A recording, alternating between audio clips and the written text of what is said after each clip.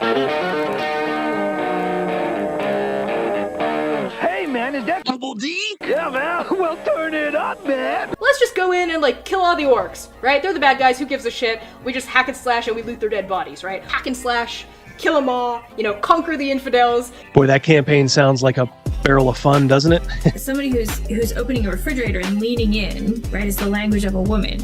Somebody who's opening the refrigerator and being cut off halfway through that lean is the voice of like a mermaid or a siren. They're utter shits. They're utter shits. This is not the face of the hobby anymore. And I think there's been mistakes made in years past where people assumed that D&D players were all, you know, white dudes in a basement. Which has been a faulty assumption for a lot of years and gets more and more false every day. And so it's, in my viewpoint, honestly, guys like me can't leave soon enough. I just had to be born with empathy and a weakness for socialism and femboys. For socialism and femboys. For socialism and femboys. You gotta put a little hot sauce on the taco, you know what I mean? We want this dwarf to be the dwarfiest dwarf. Right. We want the elf to be the elfiest elf. And just the dashiest dash of Tabasco. Their voices need to carry across water. I'm a creative. It's a huge drain, right? Because fans can be awful. They're utter shits. When we got the descriptions, they were very adamant. They were like, try not to make it like a white blonde guy. Like, please, like, we love him, but there's like 500 million of them. You say white lives matter, they don't. White lives don't matter because white lives aren't a thing. Lube for their rectal adventures. What's this? What's this? It's the jacket. The jacket. The jacket. Lutherville, Marina Del X, Otisburg. Otisburg. Who's this monster? She's got her own place. Otisburg. It's a little bitty place. Otisburg. Okay, I just wipe it off. That's all. It's a little town. One girl said she liked big burly orcs with breeding kinks. Okay, I'll just choose the orc boyfriend for her then. We'll do it live. Okay. We'll do it live. Fuck it. Do it live. I'll write it and we'll do it live. Fucking thing sucks. Yeah. 5, 4, 3. Great, Sam. We dumping chump. It's a landslide, sir. On guard. It's time to mobilize. Let's go. Let's go. Let's go. A giant penis. Did you cry? That so much. I went into the house and my wife was like, "What's wrong?" And I just crawled onto her and sobbed. Oh my God.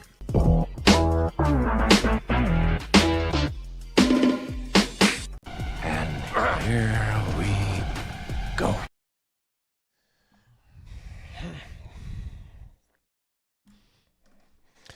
Hidely ho, neighborinos. Already almost 100. Well, over 100 when you count Rumble. Good to see you guys. 10 million if you do Panther math. Yeah, doing Panther math. Hungar, 18 months. Good to see you, buddy. I missed you. I was on your brother's stream the other day, just kind of painting some Blood and Plunder minis. So yeah, 100 million Panther. There you go. There we go. Yep. That's about Panther. That's about what I get too. Good to see everybody. What trend do you want to come back? Do you remember this, Crazy Mouse? Do you remember there was a point in our childhood, probably these guys too, where black socks were considered dorky?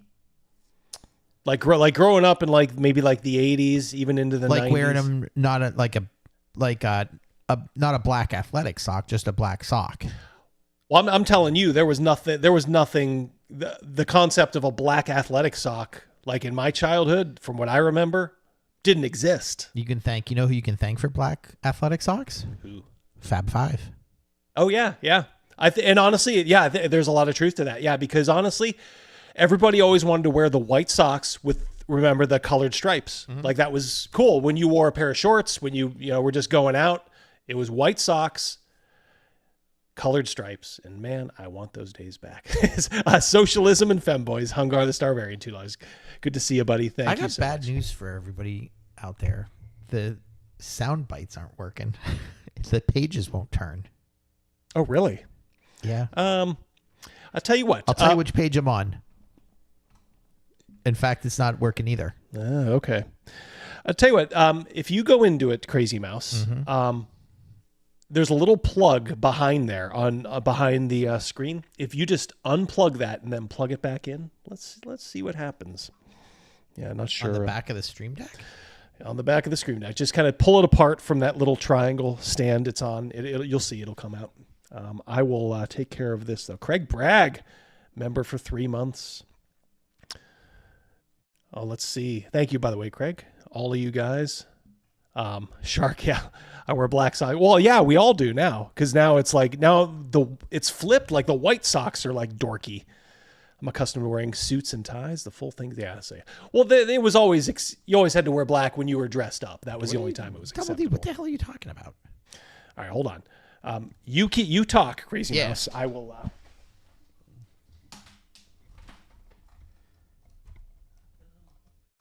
Oh, break it is what he really meant to say.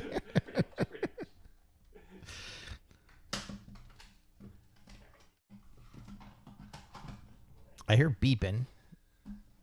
Let it boot back up again. See if it does it. See if anything happens. Otherwise, we may be... Dr. Harris. Yes? Do you concur?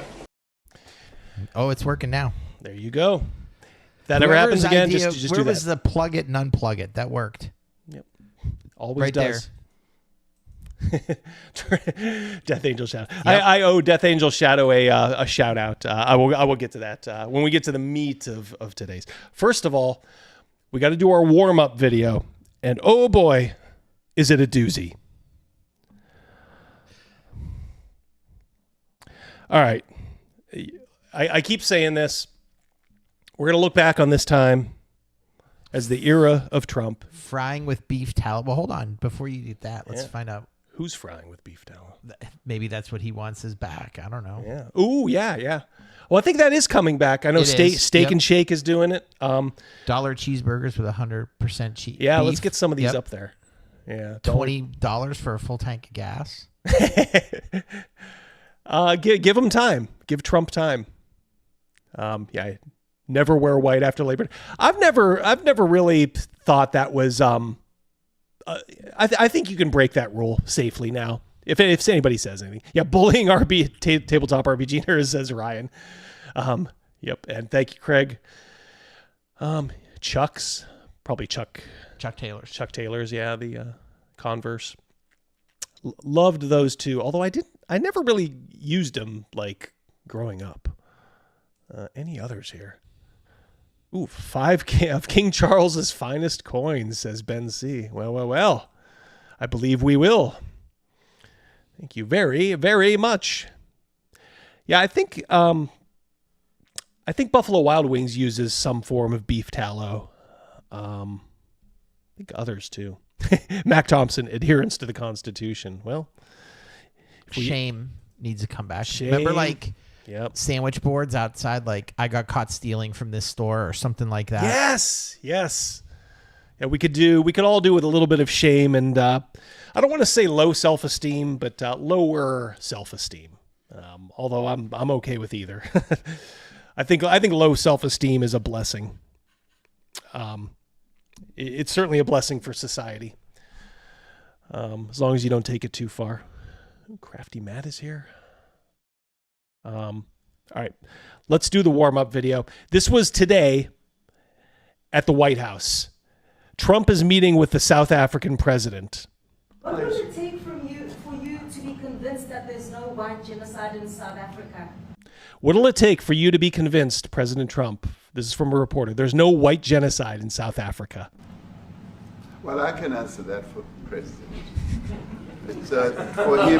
No, seriously. I'd rather have him answer. Yeah, I'd rather answer that. It will be. Our president will respond to you. Yeah, let me. Thank you, Mr. President. It will take President Trump listening to the voices of South Africans, some of whom are his good friends. We have thousands of stories talking about it. Sure. And we have documentaries, we have news stories, and then is Natalie here? Somebody here to turn that? I could show you a couple of things, and It has to be responded to. Yeah, sure. We have, let me see the articles, please, if you would. And turn the lights down. We don't care. He literally does a roll the tape, and he's making the president of South Africa watch a bunch of black South African politicians call for the death and extermination of the white population. They're commonly known as the Boer. Hey, we can do whatever you want to do. Who are you to tell us whether we can occupy land or not? We are going to occupy land. Yeah. South Africa occupy land. That's who we are. So whatever you want to do, we can withdraw my membership from this useless parliament. Never be scared. See, at first, the South African president is kind of like, hey, what's this? He's still kind of smiling. By the end, he's not smiling so much. To kill a revolution demands that at some point there must be killing, because the killing is part of a revolution. The killing is part of a revolution. There must be killing at some point. Shoot to kill the massa, kill the poor, to kill the massa, kill the poor, the mama. He's going Garibay up on his own grill. He is. He's getting a little nervous.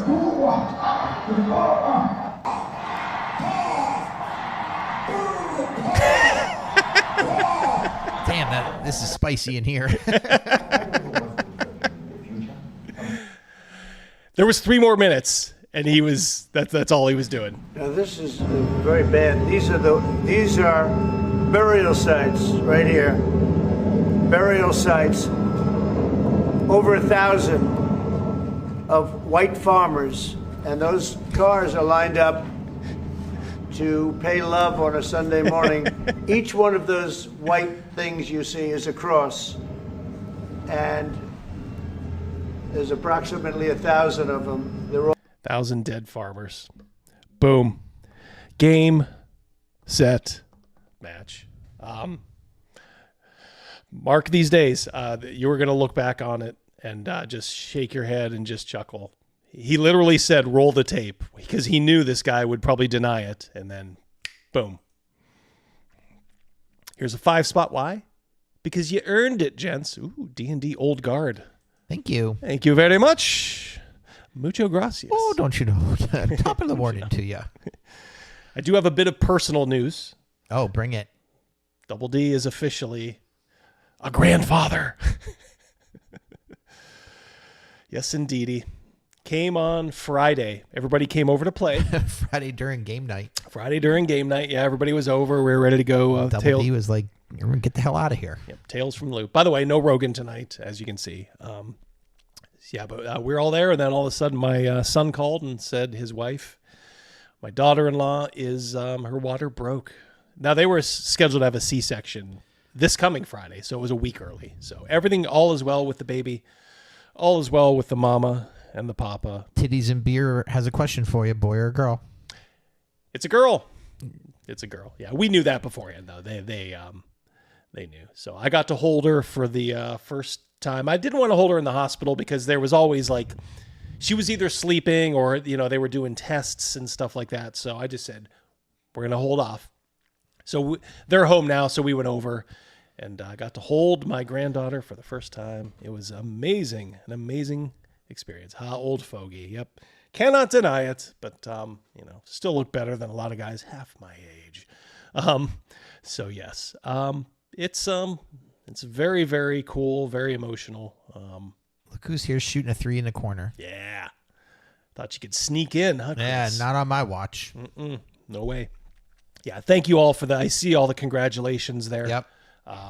Thank you guys. So anyway, I know I announced earlier that the baby was coming. I just want to let you guys know the baby has come. I actually already went to her first appointment, and everything's fine. Yep. All marks are good. So, alleluia. Patrick Demo, good to see you, buddy. $2. Congratulations on grandfather. Double D and Mrs. D. Yep. Thank you very, very, very much. Mrs. D was a nervous wreck on Friday. When that first phone call came, then the call dropped, and then... Yeah. We went to the hospital, and it was past visiting hours, so they were treating us like who are you again? You know, and like they weren't going to let us even see the baby, but we just stuck around anyway. We're like, look, we just want to, we'll wait out here. It's okay. We just want to make sure everything is good. And then finally at like 2:30 in the morning, they were like, you guys can come back for about 10 or 15 and just say hello to the baby and, you know, your son and daughter-in-law, which we did. And like I said, I love it. My genes get passed on. Hallelujah. Huzzah. Another generation. Craig Bragg, $5 Canadian. Congrats. A trend that needs to return. Ooh, insane asylums. Yes, make insane asylums great again. As always, we will prove that later, a little bit later. Quicker than Garibay. Exactly, Matt. Me and Crazy Mouse were discussing Garibay. He's like, I don't know, man. This is like 3 weeks in a row. I said, Double D in our production meeting, I said, this will be the last week of Garibay. Yeah. We're becoming obsessed with him as he is with Orion. Agaba, yeah. I mean, to add to the obsession, I went and watched one of Scott's videos and commented on it. He didn't respond to me, but there you go. Well, I'm a completionist, so I do want to finish that. I think we have about 10 minutes left, so we'll button that. Again, no O&R. Sorry, guys. Like I said, Rogan's just trying to get some things straight. Something's under the weather with him. Yep. So we're it's okay. It's all good though. I got a jam-packed show. All right. So first of all, I'll tell you what. Let's go. Bring back the. Oh, it's okay. Let's see here. Let it go. Let it ride. Corona Soul for $5. I assume your trends question is about TTRPG. It could be. Yeah. It could be about anything. But yeah. I have two. Excuse me. Bring back the crunch. You like the rules heavy. I have a game for you. Axe 2. Sorry, swallowed that water. Axe 2 has a lot of good. It's good crunch too. It's not like meaningless. Ooh, account for trail rations. Bring back traveling between locations. I would only do that if there's a chance they can't get more. You know, I generally, if they're near civilization, I don't make these guys track that kind of stuff. They went on a long expedition though, where there might not have been like an easy way to get that stuff. So that's where I said, okay, let's see what you guys are gonna bring to this. Ultra American, good to see you. $1 over on Rumble. Rogan got ran over by Scott Garibay walking home from playing it. Yeah. Rogan was watching last week's stream and he got a chuckle when you guys said that. All right. One moment here, Crazy Mouse. You got it.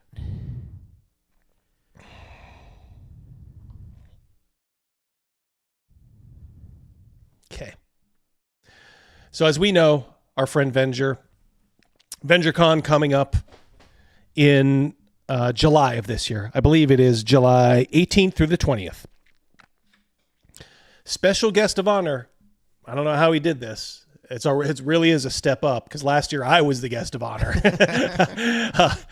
And then this year he cast the die and he got Sandy Peterson.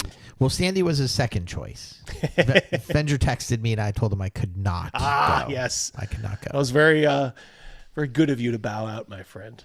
But yeah, Sandy's going. And, you know, Sandy, I get a feeling he's certainly not woke. I don't know how conservative or populist he is. I do think he probably rolls his eyes at a lot of this stuff. But the retards at RPGNet are going ballistic about Sandy appearing at VengerCon. Oh, how the mighty have fallen, revealed their true colors to a new level. Sandy has been announced as the guest of honor at VengerCon. Cope, seethe, and dilate, bitches. I wish I was making this shit up. Yes, that Venger. The same Venger, Satanus, who got himself banned from a few forums. Oh my God. Getting banned from a few forums? Holy shit. Be still my beating heart. Including this one. Well, I got news for you. I got banned from that forum too, RPGNet. For threatening to cast spells on other forum members. That's hilarious. We'll have to ask Venger next time he's on. The one who, well, I don't want to waste valuable air on him. I like how they say, well, I won't go into anything else. So his crimes seem to be, he got himself banned from RPGNet, which is a badge of honor. And threatened to cast spells, which I'm sure was hopefully tongue-in-cheek. Even if it was for real, I think it would be hilarious. But Venger is the most like normal dude Like he's literally is just a father. Yeah, who cares what they're at a convention? You're there to game. Yeah, exactly. I can say being at VengerCon, Venger was like, he was the nicest, quietest guy. And he takes great pictures. He does too. Yeah, he's just a good, solid dude. You'd think with all the all that stuff, guys, it's just an act. I mean, it's just there to like plant his flag in the ground. He's a normal dude. But it's a rough month.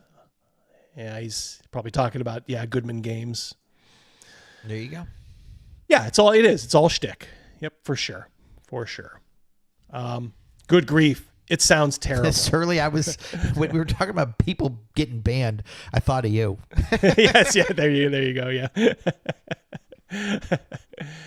All these guys just seething about this. Oh my Lord. I'd wait for some kind of mention or comment from Sandy. No, you don't have to. I think he's pretty much confirmed it. Just because some tiny con says you're the guest of honor in no way means it's true. Well, this is true. Sandy's been slipping over the years. He's just been waking up. Like a lot of people. A lot of people are just kind of waking up. He acknowledged it on Twitter. Yep. Chris Miller says he hereby bans everybody who hasn't yet been banned from RPGNet. Yep. Like I said, it's a badge of honor. This is literally the worst RPG forum, period. It's RPGNet, if you know anything, it's like tenfold worse than EN World. And EN World is pretty bad. As for him saying, here's a locked thread about him from 2021. Anybody have advice for my first VengerCon? Be ready to game. You're going to get in some of the best gaming of your life, Ryan. Because there's everybody that's there is cool, so you don't have to worry about any pussies, and they're just there to do old school gaming. So there's no like judgment or anything. Like you can, like OSR games were played. You like Dragon Slayer, Shadow Dark was played. You know, there's just let's just be there to have fun. It's in a good little location, good hotel. We loved it. Still trying to make it work. Yep, hold the stream. Got to go make an RPGNet account. Yes. Okay, press pause. Thank you, Ryan. Yeah, I think I just committed seppuku with my RPGNet account. I saw the way they were going, and I just did something like outrageous because I knew it would get me banned, and sure enough, it did. Yeah, but you can see here's the hoping. Sandy worked on Call of Cthulhu and Doom. Now he's doing this. That's like, I can barely even come up with a metaphor. Oh, no. That's like if George Lucas ended up at a film festival hosted in Uwe Boll's bathroom, sitting next to an unflushed toilet. These guys have no comic timing, no sense of humor. Gina Carano vibes. Well, that's a compliment. We love Gina. Oh yeah, everybody loved this comment. This guy thought he was like so smart. You either die a hero or you live long enough to see yourself become the guest of honor at VengerCon. And I'm telling you, Sandy Peterson does not care. Mama's wrong again. That's right. No corner, Sandy. You're wrong. He does not give a fuck. Does not give a fuck. Crawford at a Crimson Craw. I was banned from EN World for being straight. Sad. Is it no lie there?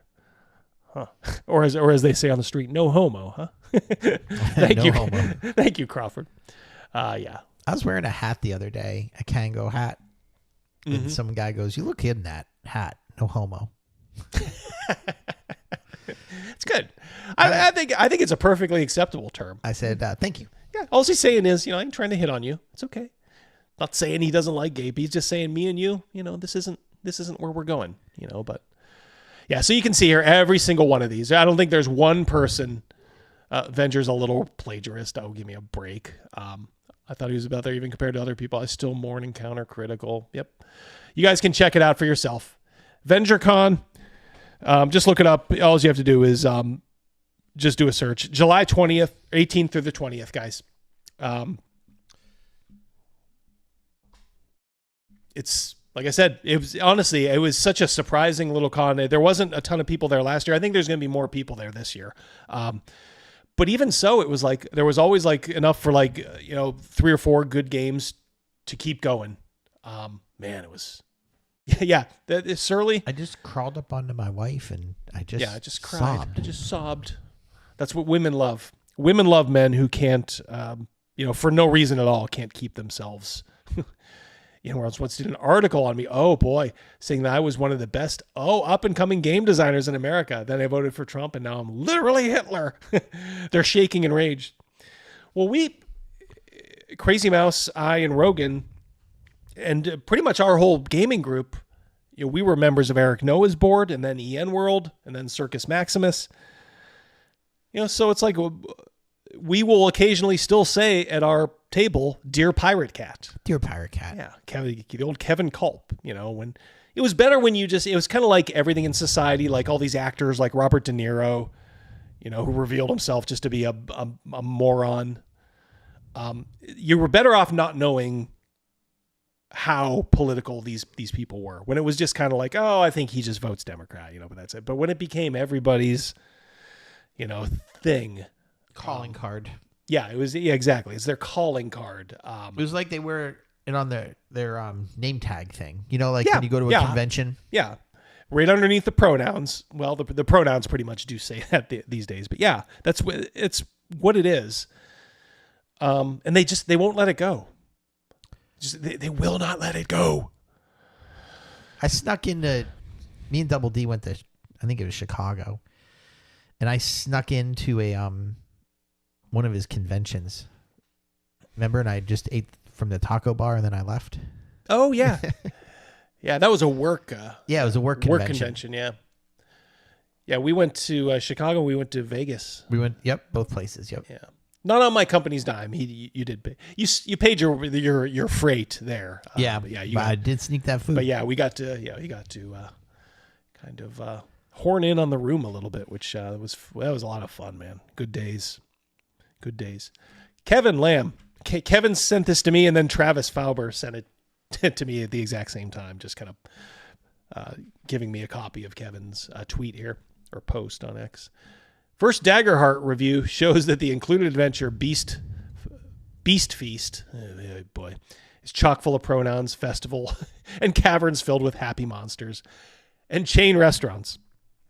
I may have to find a way to get this book just to kind of see how bad it is. Now, you provided this. No, you do not have a glaucoma. This was, I kept trying to enhance like Blade Runner. Would not do it, but you can kind of just see here what he's talking about. You have to unfocus your eyes. Unfocus your eyes, or put a little circle, look through your little circle there. But just trust me, it says Hylias, the forest mage, she, her. And then another one, that was until the village's beloved halfling mayor, Doug Dougal, he, him. So yes, Daggerheart is every bit as dumb. It's also, I don't think it breaks very much ground. It has a cute little hook with the kind of wheel and woe mechanic on the die 12. But other than that, it's just kind of like a little trick. Other than that, it's just warmed over garbage, same old stuff. He, him. Okay. I think we would consider, Crazy Mouse, you're picking up a book, RPG book. You see pronouns in there, right? If I was, I'd be saying, are we playing this one? Yeah. Would you consider that, let's be fair, would you consider that woke? Yeah. Yeah.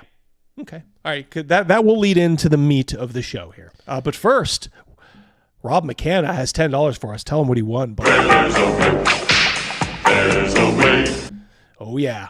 Came here for that Daggerheart summary since it dropped yesterday. Glad to see you got the goods. I didn't really get the goods. I was, it's $29 for the PDF. I was considering getting it. Now, if somebody got the PDF and wants to loan me a copy, I promise I will return it. Email is dashgabbers@gmail.com. If not, I may consider buying it just to kind of see how cringy it is. We'll see. Thank you, Rob. Much appreciated, my friend. Yeah. So maybe if I can go through that a little bit more, we'll see if we can't pick it apart. I have a feeling it's just going to be, it's kind of be like Journeys to the Radiant Citadel light would be my guess. Probably not quite as commie but just as kind of cringy and stupid. Erad says he has the PDF for Daggerheart. Oh, hey, Erad. Dashgabbers@gmail.com. If you loan me your copy, I will give that specific copy back to you. Wink, wink. I promise. Dashgabbers@gmail.com. Okay. So, did you know, Crazy Mouse, occasionally when you're a YouTuber, you get some blowback? Or death threats. or death threats, yeah, in your case. Now, to be fair, that wasn't about the channel. No, it was not. That was something else. I got called out by a guy I really don't even know. But I got to thank my boy Death Angel Shadow for making me aware of this, because otherwise I would not have known. But I think it was pretty good. Pundit says that Dragonheart is trash. Oh, is it really? Is Pundit here? Yep. Oh, good to see you, Pundit. I can't even see him. Oh, it must be Bond. It was up a little bit more. Yeah.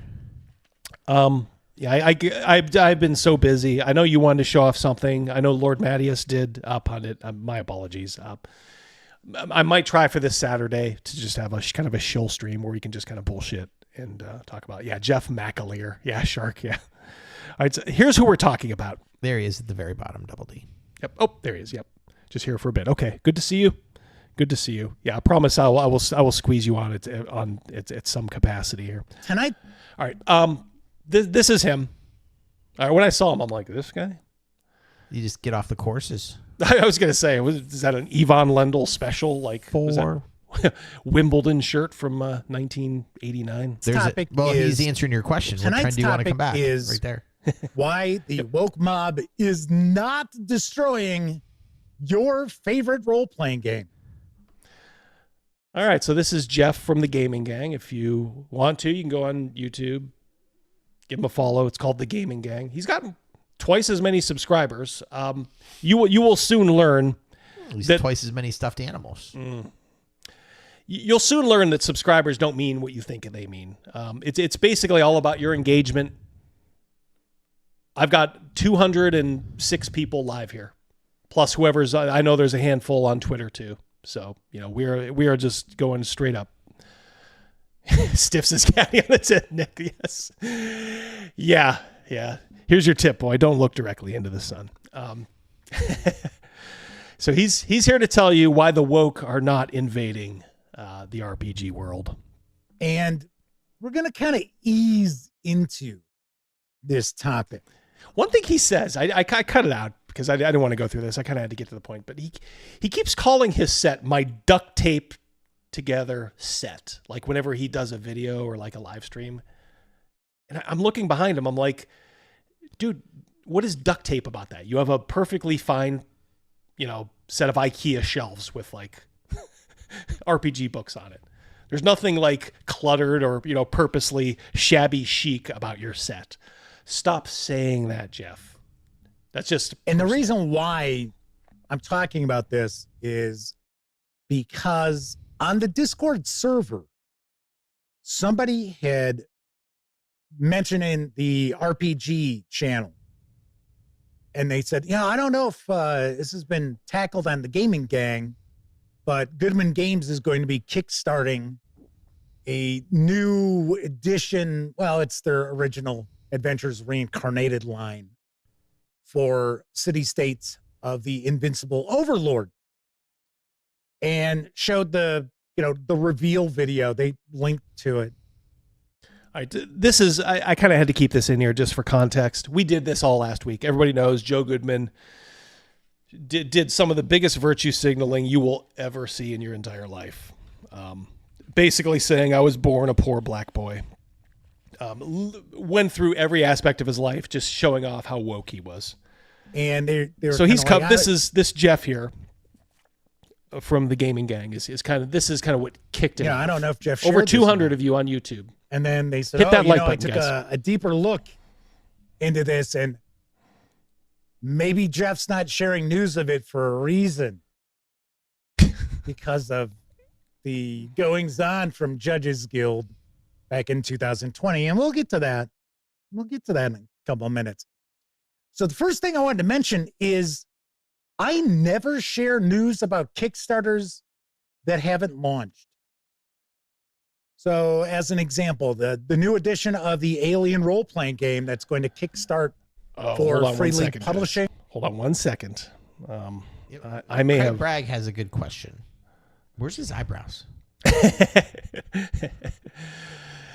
That's a good, good question. All right, hold on 1 second. All right, I forgot to change these Tonight's out. topic is why the woke to continue forward with the city-state of the Invincible Overlord and some. I forgot I made a then releases a new statement. Okay, and talks about how he had already posted in 2020 that what Bob just recapping Briesla said back then was vile, and how personally and professionally upset Joe Goodman was by those events. Well, he was upset, but not upset enough to cancel the project. He's paying off their debts, Jeff. You got to remember that. Okay, and I'm sorry, but that's the truth. Joe Goodman, if he was a man of character, a man of conviction, he would say, nope, not even going to touch this. I could make money from this, but damn it, I'm not going to make 1 penny from this because I am just horrified. But we all know that Joe Goodman didn't do that.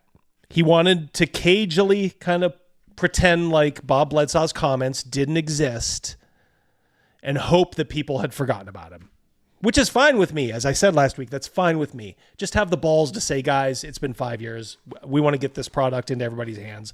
Let's go. So the city-state of the Invincible Overlord was an outstanding project that dates back before 2020 when Goodman Games cut ties with Judges Guild. Also in a roundabout way, and Joe Goodman hasn't come out and said this, but it almost seems like Goodman Games is contractually obligated to continue forward with the city-state of the Invincible Overlord and some other like wilderness campaign. Can't remember the name of it. Is it the West Marches? Well, this guy isn't gay at all. Thank you, Crawford. Radiant Citadel. Judges Guild Is that the game we're thinking about? Is famous for. Which one? He's like, I can't remember which game it was. Maybe it's the Radiant Citadel. Well, that was just a adventure package. Yeah, I remember. Yeah. So, Judges Trust Guild me, has we're going to be promised doing a Goodman retrospective Games of that that. all proceeds from their share of the project's revenue is going to go towards refunding backers from the older, unfulfilled Kickstarter. Backers of that Kickstarter are going to get a discount on this new Kickstarter. They're going to get a discount. Joe Goodman, this man of character, he's not willing to just kind of say like, you guys get a freebie here. No, can't do that. Got $1 million. Hey, my buddy James. Clear out of here! That's pretty much his and Hungar's now, isn't it? Yep. I like how you kind of keep that for them. Well done, Mouse. Gaming Gang guy looks like walking monkeypox. Stop it. That said, great hanging with you, Double D. Last time I streamed, it was not Bitter Dregs. Yeah, we'll give him a twofer. For 20, he gets it. Bitter Dregs. Yeah, whenever I'm doing some painting and I see you're on, James, I always and I know I have the time to commit, I will always jump on. Those figures are looking pretty good too. Banged out 10 of them so far. So yep, onward and upward. And that's effectively what Joe Goodman had stated. So what got me going on this topic is I can't unsee Yvonne Lendl. Like that reference, huh? I did. That was a good one. Double D with a funny. Oh, come on. The ball was clearly out. All right. So listen up. This is where he calls me out. Well, not directly, but I think you'll agree. It's me. Actually, a video. I am not going to mention the outlet because I don't want to throw them any more traffic than they already have. But I will say that it is a content creator whose name of their channel is very misleading. Do you think he's talking about me? What's with that face? Dramatic pause.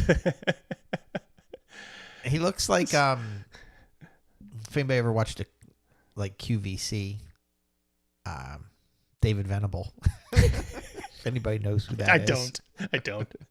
I will be looking it up though. Clip it. So their video was all about how Joe Goodman caved to the woke mob again. All right, so I'm always looking at myself, like I said, it's the virtue of slightly low self-esteem.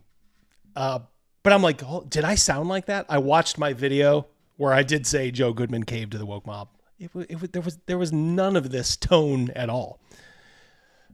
And the woke mob is never satisfied. They're not. As I demonstrably proved with evidence, Jeff, in that video. Never enough. It isn't. Ooh, look at that. That's a weird freeze frame. He looks like a Cyclopsman from... He's got you down pat. No. Hey, get him out of here. Where's the band hammer? Thank you, Chris. Chris is my Lancelot fighting for my honor. Does it look like he has a eye in the middle of his... Yeah. Looks like a Cyclopsman. It's a perfect freeze frame. Clip it. Clip it. And my understanding is Judges Guild has said they are going to give whatever comes in to them back to the original backers. Now, of course, those original backers aren't going to get their full pledge back. We know that's not going to happen. Well, how do you know that? I mean, maybe not. He's Mac Thompson, $2. He sounds like Neil Young's retarded half brother. Keep him coming, guys. Who's to say that this ass clown doesn't just say, okay, well, thanks, because it's sort of made out that once Goodman Games does this, and I guess the other Wilderness campaign, they are done with Judges Guild. Yeah. Now, I don't know if that's going to be the case or not. I don't know. This guy's way more demonstrative than I am, I must say. I know it because people always say, like, man, sometimes you're boring. And I'm like, yeah, I understand. Look, I'll say this in regards to channels. You can be boring, but if you present entertaining content in a straightforward way, you can succeed. You can be entertaining and present boring content, and you can still succeed because people will show up just for you. You cannot be boring and do boring content, which is 95% of the Gaming Gang channel, from what I've seen. I've sampled a few videos. Great Cthulhu, €5. They there. He knows you are a guy. I want to take that misused word from them. Thank you, Great Cthulhu. Thank God. Thank you. One more. Yep. Crawford again. Man, this guy's won some scratchers. Keep on rocking in the gay world. But who's to stop? Thank you, buddy. The folks at Judges Guild from just saying, okay, well, all right, we've got that money. Yeah, we'll pay those people back. And this is where our buddy Death Angel Shadow, I don't know if I probably cut it out just due to length, because he's going to start to get into the whole woke thing right now.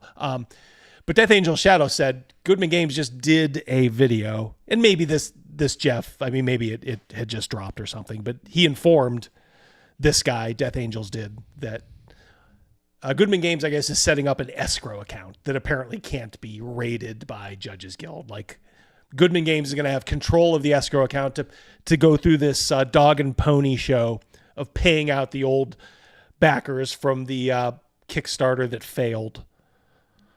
I mean, I'm thinking, like, what is that thing, 10, 12 years old? actuarially from 1,000 people, some of those folks are dead. Mm-hmm.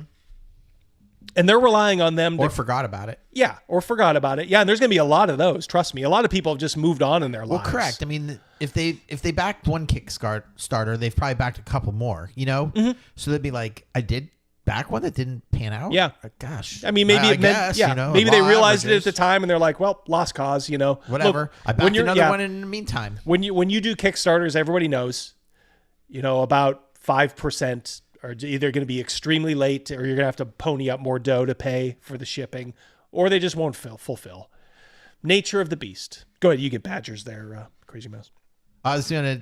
Chris Miller had a question. Oh, He wants to how do know I get for in the touch with magazine. Judges Guild? Maybe I should let them tell their side of the story. Yeah, Yeah. Chris, I was wondering that. I was even kind of thinking, like, is there any way to get him on the channel? Boy, that would be something. Yeah, I don't know. I don't know. I tell you what, if you look at my video for this, Chris, I pinned Bob Bledsaw's brother, I think his name is Wayne, commented on this. And I think I pinned it. So if you comment to that, maybe he gets a notification. Maybe you can give him your contact info. That's my only way in, so to speak. Badger, $10. Tell him what he won, Don Pardo. Like, you've got ogres. Big ogres. I was amazed when Jeff actually said, what if Judges Guild doesn't refund the original Kickstarter backers, demonstrating full on that he had zero knowledge of the escrow fund. Yeah, educate yourself, man. Yeah, exactly. This is my problem. I'm always trying to give people the benefit of the doubt, but I shouldn't give the benefit of the doubt. We got to stop doing that. I know, especially people that clearly don't like me, like this guy. So yeah, you're right. Fuck this guy.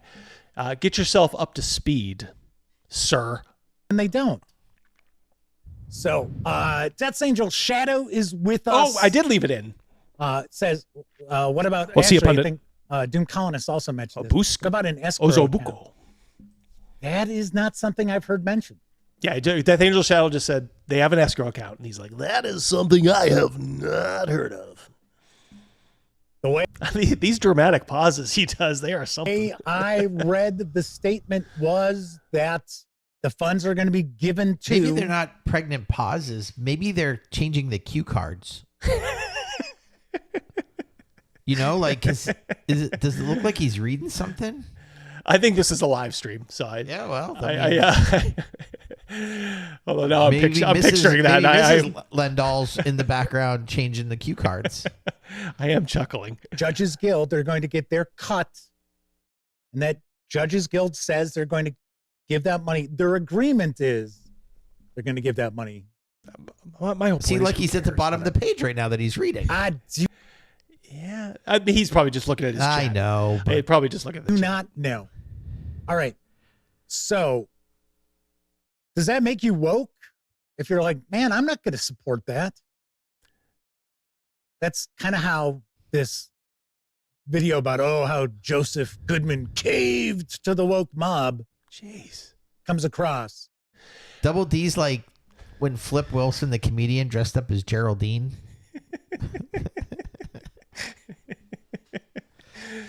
Man, that is a deep pull there. Deep cut. The thing is, you could tell, not only is he sloppy with the Goodman stuff, but I rewatched my whole video. He did not get the gist of my video. He caved to the woke mob because he didn't tell them to just, okay, shut up, I'm going to do this. He did what he always does and felt like he had to explain himself. And then even after my video, he went on that cringy apology and, talking about how his family is so woke, how his parents were communists, ultra-American for a buck, tabletop Joe Biden. Thraxis hit you up. Thraxis, $5. Never let the facts get in the way of making false assumptions when dunking on the Chuds. Yeah. Yep. Exactly. Yeah, you're showing our age with that one. Yeah, Death Angels. He caught that one, Crazy Mouse. So he never got the gist of my video, which was saying, I was essentially telling Joe, if you're going to do it, just fucking do it. Don't sit here and try to apologize for it. That was him apologizing to the woke mob, was him feeling like, I got to explain myself. where he went back and said, yeah, those comments that I tried to pretend didn't exist, they're terrible. They're terrible. Well, they weren't terrible enough to make you drop the project, Joe. That's him caving to the woke mob. This guy totally misses the point because I don't think he watched my video. I honestly don't. I think he saw the title, maybe watched. I'm going to agree with you. I don't think he watched it. I think that he saw a thumbnail or someone led him to it. Yeah, he might have watched the first minute and then said, I've seen enough. James, 10 memberships. We got him again. Clear out of here. Hell and yes. Thank you so much, James. Much appreciated, brother. Look at all those people. Jeff Quigley, Rich S. Like, that's so kind. That's Everybody's getting in on the action. Oh God, it put me off, Goodman. Yeah, it was Sean. It was so cringy. I have a high tolerance for that, just being around it so much. But even I was just getting like sick. I got something for Sean. You have nice manners for a thief and a liar. This should be Jeff McAleer's drop. Yeah, so I don't know. So let's address the woke mob because it doesn't exist. Put a pin in it. The woke mob doesn't exist. They're not invading games at all. Okay. And for one, whenever anybody mentions woke, that to me is just a sign of their ignorance. Okay. That's what it comes down to. You're just basically calling me stupid and ignorant. It's a sign of that person's ignorance. Don't worry. I got receipts, Jeff. If you're watching, and I got a feeling you are, that you're part of the 200 live, 220 plus on with Rumble and X. Because if you have an issue with something, if something is being presented and you don't like it, come out and say what it is you don't like about it. I don't like the pronouns. I don't like the Technicolor yawn in the artwork, the Cal Art style, which is completely inappropriate for D&D. I don't like the feminine touch. Okay, these are all things that none of us like. The purple colors. The purple. It's called the bisexual lighting, the pink and the purple lighting. Nobody likes this. This is why all those source books towards the tail end of 5e proper did so shitty. Snake oil, Sean, give him something. Laces out. Thank you so much, Sean. Thank you, Sean. Yeah, thank you, buddy. Cthulhu. Oh, he gets something too. All right, let's find something. Find something for him. Find something. I'm Johnny Bench. No runs, no drips, no errors. Great Cthulhu. What if he would have removed that baseball and there would have been like a little nipple there? Because those look like little hooters right on the wall. They do, yeah. James just wants to keep hearing some gunshots. Wait, hold on. We got it. Mama's wrong again. Oh, that's the wrong one. Hold on. No Colonel Sanders, you're wrong. Clear out of here. Them all. I didn't get a chance to read. Well, I'll tell you, I'll do this one. Just like Antifa doesn't exist. Also, the number of plushies a man can own and still be exactly is zero. Yes, exactly. All right, back to Great Cthulhu. Yep. Thank you so much. Imagine being 16 in this day and age, loving RPGs, looking for cool videos, and all you get online is Bob World Weirder. I like that. Ooh, Ginny D cup. No, Ginny, more like Ginny AB cups. And old artistic paws McGee hair. And like that, RPG is cringe again. Yes, very well said, Great Cthulhu. Thank you. Thank you also, James. Thank you so much. Ultra American, Tabletop, RPGer. I'll say it again. All my grognards Nazis. Heil Gygax. Sieg Heil indeed. But the problem is, a lot of these people who toss the word woke around, or woke mob, woke army, they don't want to come out and say what it is that really bothers them. I'll say it again. I don't like the trans bullshit invading it. I don't like the fucking pronouns. I don't like all the femininity surrounding the game. Everybody fell in love with a game, as I said in a video long ago, that had that was had a masculine spine. And everybody was fine with it, even the women that were playing. That's the game that even the women fell in love with.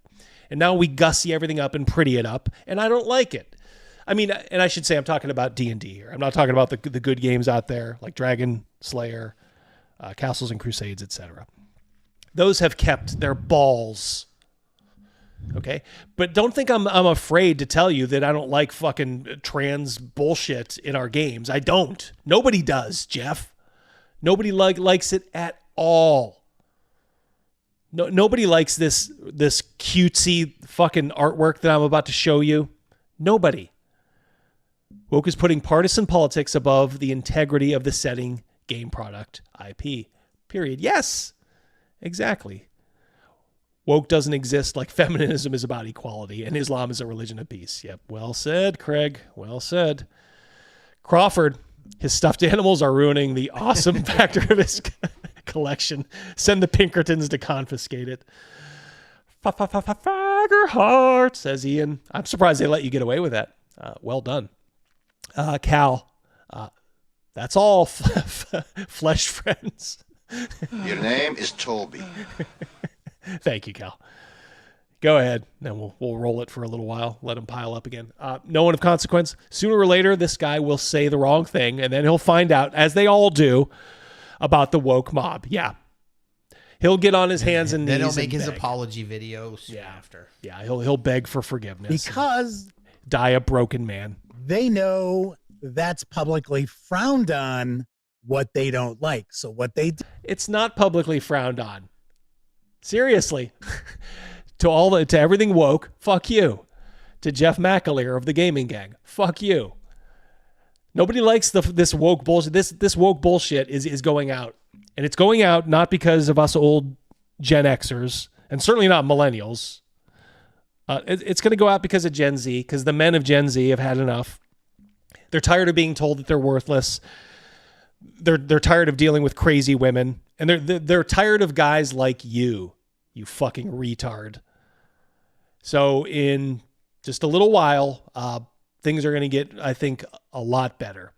You can already, the fires are already kindled. We already covered Shiloh Hendricks and how people just don't care anymore about that word and all that kind of stuff. Doesn't matter. You guys ruined it for everybody. We had things pretty good about, 10, 15 years ago. Feminists rise up, says Warren Johnson. Thank you, Warren. Yeah, things were going great. And then you guys didn't know when to stop.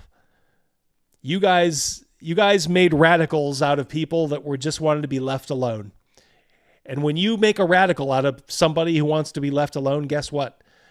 You just made a radical for life, because they hate your fucking guts, because all they wanted to be was left alone, Jeff. And that's why people hate this bullshit, because they remember the game that me and you played in the 80s.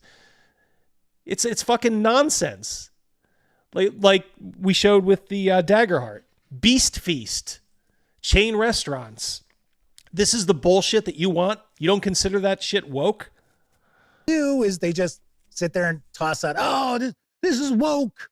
Dungeons and Dragons is all woke now. Pathfinder's all woke now.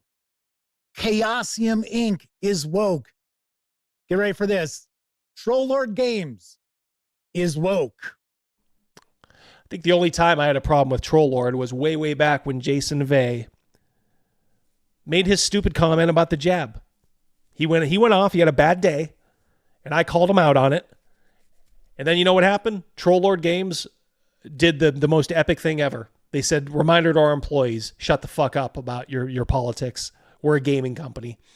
And then I made an immediate either stream or video and said, you know what? Troll Lord Games, thank you. I think I even said Jason Vey, because Jason Vey came out and apologized. I'm like, Jason Vey, we're good. That's all you had to do, and he's been good since. He's never gone off publicly like that. I'm fine with Jason Vey. And I can tell this guy doesn't watch any of my videos, because what have I done for the last 2 years other than puff up Troll Lord and Castles and Crusades? They're one of the 3 games I mention regularly. So no, Troll Lord Games isn't woke, you fucking retard. Really? Troll Lord Games is woke? See, he's reading from the bottom of the page. It does so much look like cue cards.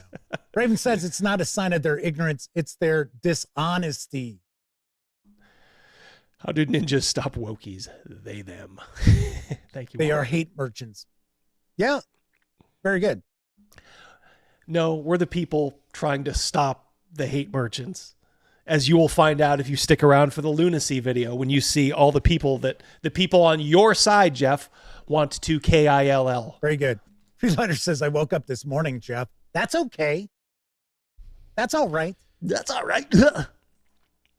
So this whole woke mob thing. Also see people complain all the. Yeah, I do see that now that you mention it. Someone Yeah, mentioned I it. see it. Someone mentioned it earlier too. Yeah, And I then see had to it. think who is Tim Walz, but now I remember Yeah. he was the guy running for vice The president. VP, yeah, he's the VP. Time. Yep. That. Oh. The gimp is off mob camera. is see ruined that, Dungeons yep. and Dragons. The woke mob has ruined Pathfinder. I'll give you a great example. So I see that a lot where Pathfinder's too woke now because the official line from Paizo Inc. is that they are not going to devote any storylines or anything like that to slavery in the world of Galarian. Now, they've never said, oh, slavery doesn't exist, because there are some nations in Galarian, which in first edition Pathfinder, that's how they. All right. I think we get the gist on his side. So I just did a little. I obviously didn't even go back far. So this is Jeff's Twitter. Jeff McAleer, yeah. Just to show you what I think the kind of guy that he is. Kind of YouTuber, I think he is too. After many attempts to learn who's their press contact by way of various avenues and being completely ignored, I'll no longer be providing coverage of Mongoose Publishing. I guess they can't be bothered to answer an outlet who's provided news of their company for well over a decade. And I think if I'm thinking right, like Mongoose got back to him and said, you can contact this person. It probably just got lost in the shuffle. Diva, for all of the play acting you were doing, Jeff, about me being dramatic. Here you are on Twitter doing the exact same thing. Publicly, by the way, no likes on this. One response. Not a lot of engagement. Oh, but he'll tell you, I've got to say, my friends at Kobold Press know how to take advantage of an extremely positive recent TGG video review. They added it to their newsletter. Oh boy, that must have made you feel so good. That made you feel so good, Jeff. There are publishers I've shared glowing reviews of their products, and they didn't even bother to share a link on social media. Harumph. The crowd roots for Maximus. Remember Gladiator when he was whining about it? Well, look who showed up. This is weird. Look who showed up. Wonky. Okay. It's been a minute. Welcome. Now Good to check see out you, buddy. this. Ooh, Mercury. Give Mercurius something too. He gets the. We dumping chump. It's a landslide, sir. Landslide. Good to But see you, look Wonky. who won it. It just went away. Hold on. I got it. Ooh, Wonky won a membership. There you go. Dude shows up Good and wins the door prize. Everything's coming up wonky. Yep. Yeah, good to see you, buddy. Yep. Hope everything is good. Hope your trips went well. But yeah, so by these two tweets, you can tell the kind of guy, I think. I think you can infer the kind of guy that Jeff McAleer is. He's a blowhard, but he also needs his ego stroked big time. And he will stomp his feet like a little baby when somebody's a little too late recognizing him publicly. Oh, I'll do this. When I do a review or something, I don't expect anybody to respond to it. I do it for my audience. How about just doing it for your audience, Jeff? Although we'll see in a moment here why he doesn't. Great Cthulhu, €5. Imagine seeing that village from 5.5. Yeah, bakery, dwarves, nursing drow, mecha orcs, and still gaslighting. Not real, brah. You're delusional, brah. Yeah. Stay tuned, Great Cthulhu. I thought this was funny. I wouldn't normally do this if I were in his spot. I've got to say, I'm curious how a YouTube channel with over 15K subscribers gets so few views on its videos. I have to ask, if you're a subscriber to the Gaming Gang, but you don't watch the videos, why don't you watch? It would be very helpful to know. They don't watch because you're not entertaining and you're a woke asshole. Well, or sometimes if you think about it, maybe you subscribe to something and you forgot. Yeah, that's why people way overestimate like what your subscriber numbers mean. It's the views on your videos that you're getting and your interaction.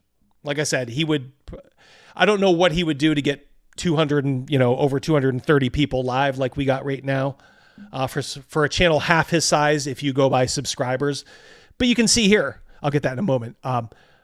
These are his videos. 209 views, 219, 279, 1K, 548, 410, 1.6. Okay. But even for a channel with 15K, that 1.6 isn't very good. And 500. All but one sub 1,000 views. These are not good metrics. It shows an audience is kind of distancing themselves from your channel. Patrick, $5. I can't even infer that he's a guy. It is 2025, Yeah, always better to be safe, right, buddy? Yeah, so I don't think 15 years of dead weight. Yeah, that's all. People don't realize your subscriber number is sometimes a graveyard. That's all it is. You can even look at the greatest channels on YouTube. Look at the views they get on their videos versus the subscribers and think to yourself, what if every subscriber had watched this? Well, they never do. It's always a certain percentage. So he did a live stream and he had 24 people. Yeah, which is fine. Well, I mean, that's his mom. Yeah, it's 24. Yeah. Go ahead, put Warren's back up. I'll grab that. He seems like a jackwagon who wants to hang out with that kind of content. Yep. Oh, whoops. Yep, that's right.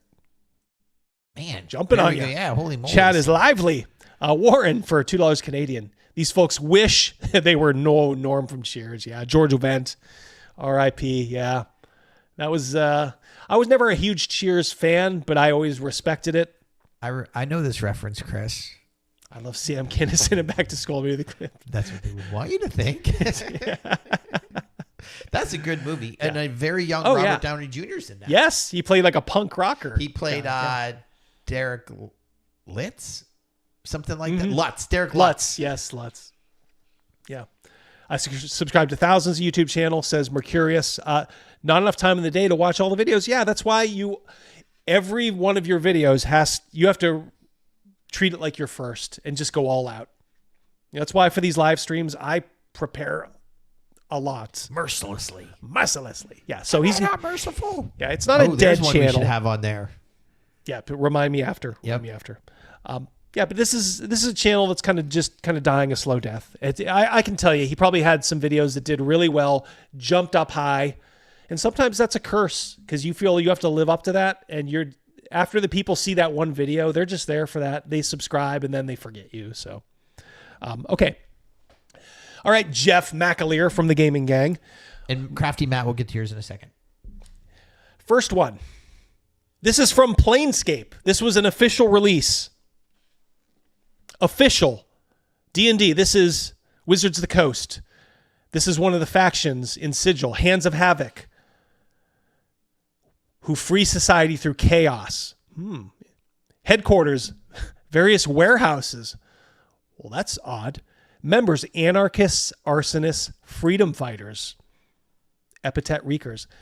The Hands of Havoc are a controlled burn, collection of radical individualists united under the banner of change. They set fire to outdated and oppressive institutions, letting the ashes pave the way for something new. Reekers vehemently oppose rigid laws, especially those that serve bureaucracies more than they do people. Hands of Havoc convene in secret and mobilize as one. A wildfire that burns away crumbling structures and systems alike to create sanctuaries for those in need. This is starting to sound like a real-life group. No one individual leads the HOH. To confuse enforcers, the mantle of factual is passed between members. Whenever it seems the faction leader is on the verge of arrest or death, another nonconformist rises from the ranks to light the path forward. Is this Sigil or Portland, Oregon? The Hands of Havoc are champions of freedom and self-expression. Reeker artists decorate bland buildings and forlorn structures throughout Sigil with bold murals and avant-garde styles. Promoting vandalism. Fuck you. The passion of their ideology fuels artistic innovation, sparking trends in writing, music, dance that spread throughout the city. Here's their attire. They prepare for every possibility in their battles against entrenched institutions. Medical supplies. Boy, would that be masks? It couldn't possibly be talking about medical masks. And smoking lanterns dangle from their singed clothing. They hide their identities behind masks, goggles, and scarves. Yep. Like the Antifa people. It is 100% Antifa. Crafty Matt. He went crazy when Kelsey did not mention, his review. Oh, I love it. I love it. During the last Kickstarter, he got visibly angry and used curse words to emphasize. What a little bitch you are, Jeff. They won't say what they don't like. I don't like you because you're a little bitch. A fucking bitch. Thank you, Crafty Matt. I will look that up too. Oh, man. Yep, Antifa much. I didn't even have this scroll down. You know what I'm saying? Because I was way up. So they're all saying the same thing. Yep.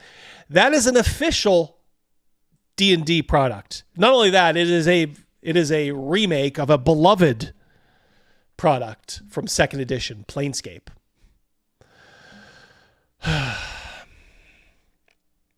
Bitch boy Jeff. Yep. So this is from Journeys to the Radiant Citadel. The trade discal is a massive marketplace. He's live streaming right now. 23 viewers. Yeah. I'd love it if he did an EFAP live.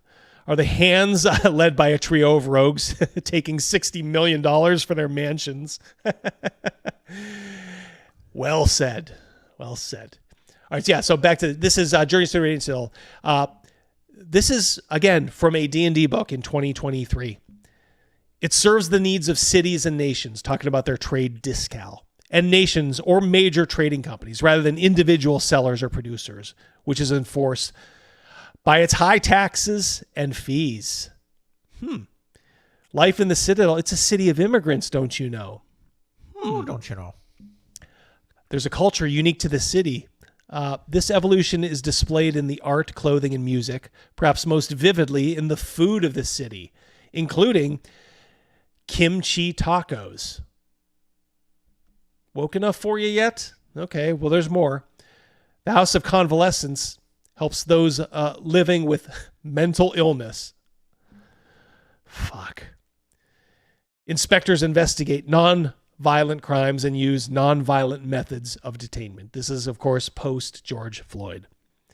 Theft is uncommon in the city. Why?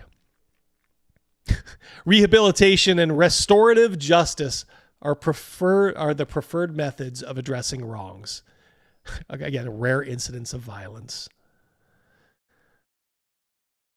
In case you didn't get the message that this is Commie 101, every citizen is entitled to basic income that affords them the necessities of living in and dignity in lifestyle. The House of Convalescence turns no one away. Healing is priced according to one's means. This is fucking D&D. It's like you're reading a fucking manifesto for, Venezuela. The poorest are served without charge. Who would do that? Especially in a D&D society. Somebody's paying for their time, unless it's pure charity. And if it's pure charity, we got capitalism. All housing is public, distributed, and administered through the city's councils. Is this woke enough for you, Jeff? Retard? Most food is vegetarian and grown in green spaces. Most animal products, I love this, must be imported and are so subject to high Tariffs. Oh, I guess they like tariffs back in 2023. Marvelous Mr. Mean, $10. Show him what he won. Don Pardo. If you're good at something, never do it for free. Never, never, ever. These companies need to learn to sell products and not politics. They're learning. As Andre the Giant used to say when he would have to take care of somebody in the ring who thought they were smarter than him, he's learning, as he'd sit his big ass on him. What tariffs? I thought tariffs are fascism. Yeah, isn't that something, Magnificent Devil? Boy, what a difference just, 2 years makes. Tariffs can be a weapon to do something that economically you want to achieve. Talking about the speaker here. The Citadel seeks to rescue refugees and send humanitarian aid. Again, this has nothing to do with like a D&D. None of this stuff is mentioned in any adventure in Journeys to the Radiant Citadel. None of it. $2 doggo. According to one's means, Lennon, we meet again. Indeed. Each speaker has a very powerful veto that prevents them from being marginalized by political alliances. And here they puff up this old Indian woman who's actually an ancient brass dragon. I love at the bottom here. She often takes the form of an older, brown-skinned human woman, quick to anger, quicker to love. But friends and suitors are there in even greater numbers. All right, so you look at that picture, Crazy Mouse. I mean, how old are these suitors? Are they like a bunch of 60-year-old men? Yeah. Nobody's suiting this. Cholet. And of course, this is just a one little sample from one adventure. Talking about the Ding Sing night market, incredible wares, enticing smells. This is all D&D is now. And magical lights. Ooh, boy. Oh, brother. Characters must earn the trust of the market vendors and gain help to unmask who's behind a rash of vandalism and thefts. That's right. Your first adventure in this series is being a policeman, a petty policeman to uncover vandalism and thefts. But if you remember back to the description of the Radiant Citadel, they were fine with vandalism. Pick something and stick with it. This is from Strixhaven.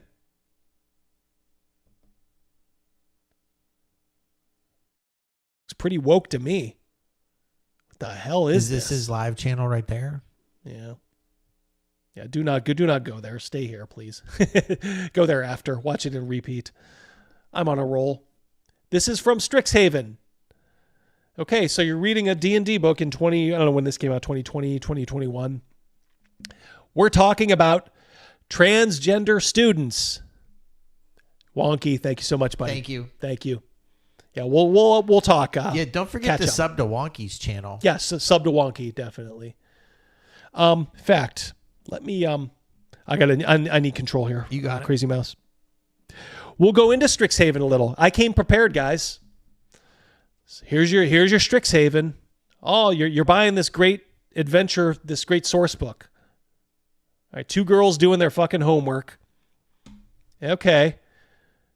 You've got Aurora Luna Winterstar. You'll note here, like, you'll see. Guess who the bad guys are? It's all either furries. This looks like that Disney movie Zootopia. Remember yes, that? Yes. Idris Elba played Jagmar Yarzanak. Mm-hmm. He played the bull police officer and stuff. Police chief. Yep. What are you supposed to do with this? Hey, wait a minute. Oh, we got a white guy here. Holy smokes. Let's check him out. Grayson, oh boy, I can tell by the name. Grayson Wildemir. Neutral human. By neutral in this, they mean evil because they can't use evil. Grayson comes from an old, moneyed, and influential family. To him, studying at Strixhaven is a means to an end. There's your villain, of course. It's the white kid, and we got the green-haired lunatic and the furry. We got the boss girl, Mina Lee, who's lawful good, another furry. We got Nora Anwu, who I'm sure is just amazing. Rarely without a smile on her face. She's a kind person. This guy, oh, they don't make him. Oh, he's red hair, so he's as good as black, I guess. So yeah, he believes one should either do something correctly or not at all. All right, well, my kind of guy. But yeah, these are the students there. It's all a bunch of chicks. There's a boof. Boy, that brother's electric. Okay, it's like Wesley Snipes in what was that movie? Blade? No, the vampire. The one with Sandra Bullock. Oh, Demolition Man. Yeah, Demolition Man. Yeah, Xanther Bowen. Of course, he's good. Of course, yeah. You cannot. By the way, that's another woke thing. You cannot have a minority be evil. You simply cannot. All right. Go back. Were there any? Yeah, we got a couple. Go ahead. I'll let you find them.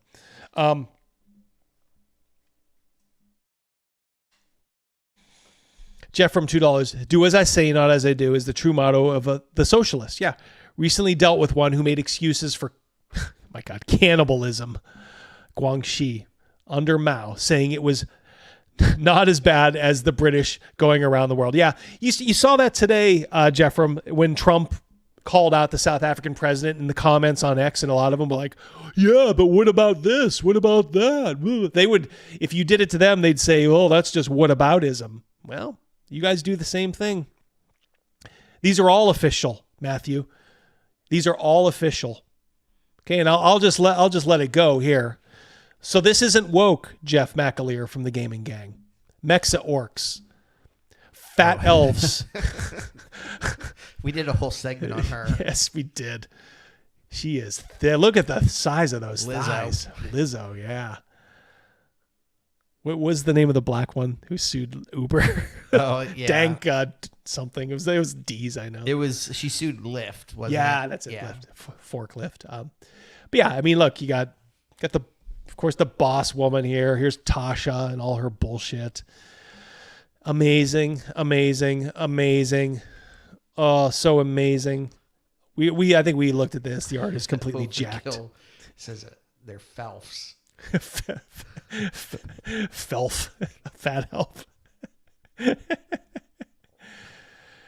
Beyond the Crystal Cave. Yeah, we got girls practically making out on the cover. Oh, look at this. Oh, this is actually from the new edition. No, nothing wrong here. Cute little mushroom men. Oh, look at the little mimic. They're so cute. Cute little beholder. Oh, my. Oh, boy. Boss girl. Yeah. Oh, there's Right Said Fred. Yeah, there's Right Said Fred and his gerbil. Don't even go there, chat. We've been through this. Because I know we're gonna get like 10 people. I couldn't like that guy. I like that guy. I don't. He's Richard Gearing him. He's Richard Gearing him, yep. Oh, here we go. Yep. The creature or whatever, just doing his nails. Yep. None of this is woke. Oh, look at the family portrait here. Yep. It's a strong black family. Yep. Oh, and of course, there they are. Nothing woke here, Jeff. Nothing at all. Yep. This is just people like me talking about this. Just the upper echelon of people who do this type of content. Looks like Eric B's pizza oven. Yeah. I wish. I don't know what he is. Probably bread. Just the dumbest shit. Oh, look at this. You got the girl jacking off with the taco strategically placed. This is your game, Jeff. You drink it in. You fragile little flower. I drink it up. I drink your milkshake. I drink it up. Oh, look at there we go. We got the white waiter waiting on a room of strong people. As I said in the video when I did this, hope he is not working for tips.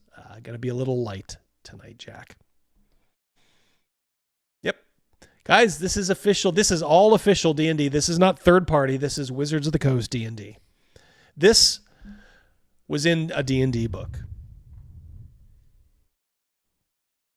It's all cutesy. Dora looking at this book then asking, can you spot the good artwork? Me neither. You can't. Great Cthulhu. It's not artwork, but a death procession for RPGs. Well, it's for the mainstream. And it won't even be a death because nothing will kill D&D. They'll still just be able to trick people for a while into buying it just because of the name. And then people will be like, what is this? I'm not playing this shit. Stupid. I thought this game was like heavy metal. Well, it was back in the 80s. Gee, everybody loves Stranger Things. Stranger Things made D&D cool. Well, they made it cool because they were showing D&D back when we played. They didn't show all this fucking bullshit. That's the Prince of Darkness right there, Crazy Mouse. Beelzebub? Asmodeus. That's him? That's Asmodeus. That's not how I picture him. I mean, why? If this is the case, why wouldn't you want to go to hell and hang out with him? Oh, this guy seems pretty. He's got a nice smile. It's not even like an ironic smile. It's almost like, hi, how you doing? Welcome to hell. Welcome to Nessus. And of course, we have, I've shown these before. This is one of your lead designers. Yeah, nothing woke here, Jeff. Proud white, talking shit about proud white male novelists. Incredibly white cis male bias and everything. She was just on a D&D video, by the way, on the channel. Ooh, middle-aged white guys. She relishes beating them at Star Wars. Guys like you, Jeff. If you were doing Star Wars the night she was there, she would have, if she had won, she would have been laughing her ass off at you. And you'd have gone over to her and said, oh, good to meet you. I'm so proud of you. You're such a strong and beautiful woman. Yeah, the game was heavy metal, and it will be again. Yeah, Mark, yeah. The thing is, we got the game. We got Dragon Slayer. That is D&D. Dragon Slayer is D&D. Castles and Crusades is D&D. Even Shadow Dark is D&D. It's like, it's just all D&D and everything but name. Look at that.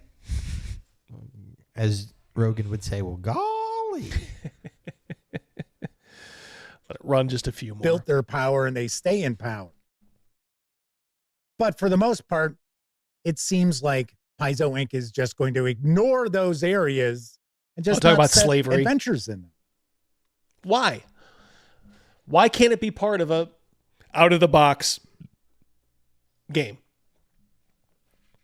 I mean, it's never, ever, even in old D&D, been something like, oh, yeah, you guys should enslave, your character should enslave people. There you go, Baptism of Fire. Check out Husk, too. Not saying anything. Link in the description. At no point in time is anyone saying that if you want slavery as a topic or a subject that takes center stage in your Pathfinder games, no one's stopping you from doing that. Well, I always hate this argument. Again, another fuck you, sir, kindly. Why not include it as part of a story? Because it is sort of part of the whole genre, Jeff, as you and I both know. Why not include it and then say, hey, if you guys want to get rid of slavery, there's nothing saying you shouldn't do it. Why is it always this way? Why is it always the way you describe? Holy cow, stop the presses. Rob McCanna, $20. He's got something. 22, 23, 24, and he's still 25. Yeah, yodeling through the Alps. Rob McKenna, $20.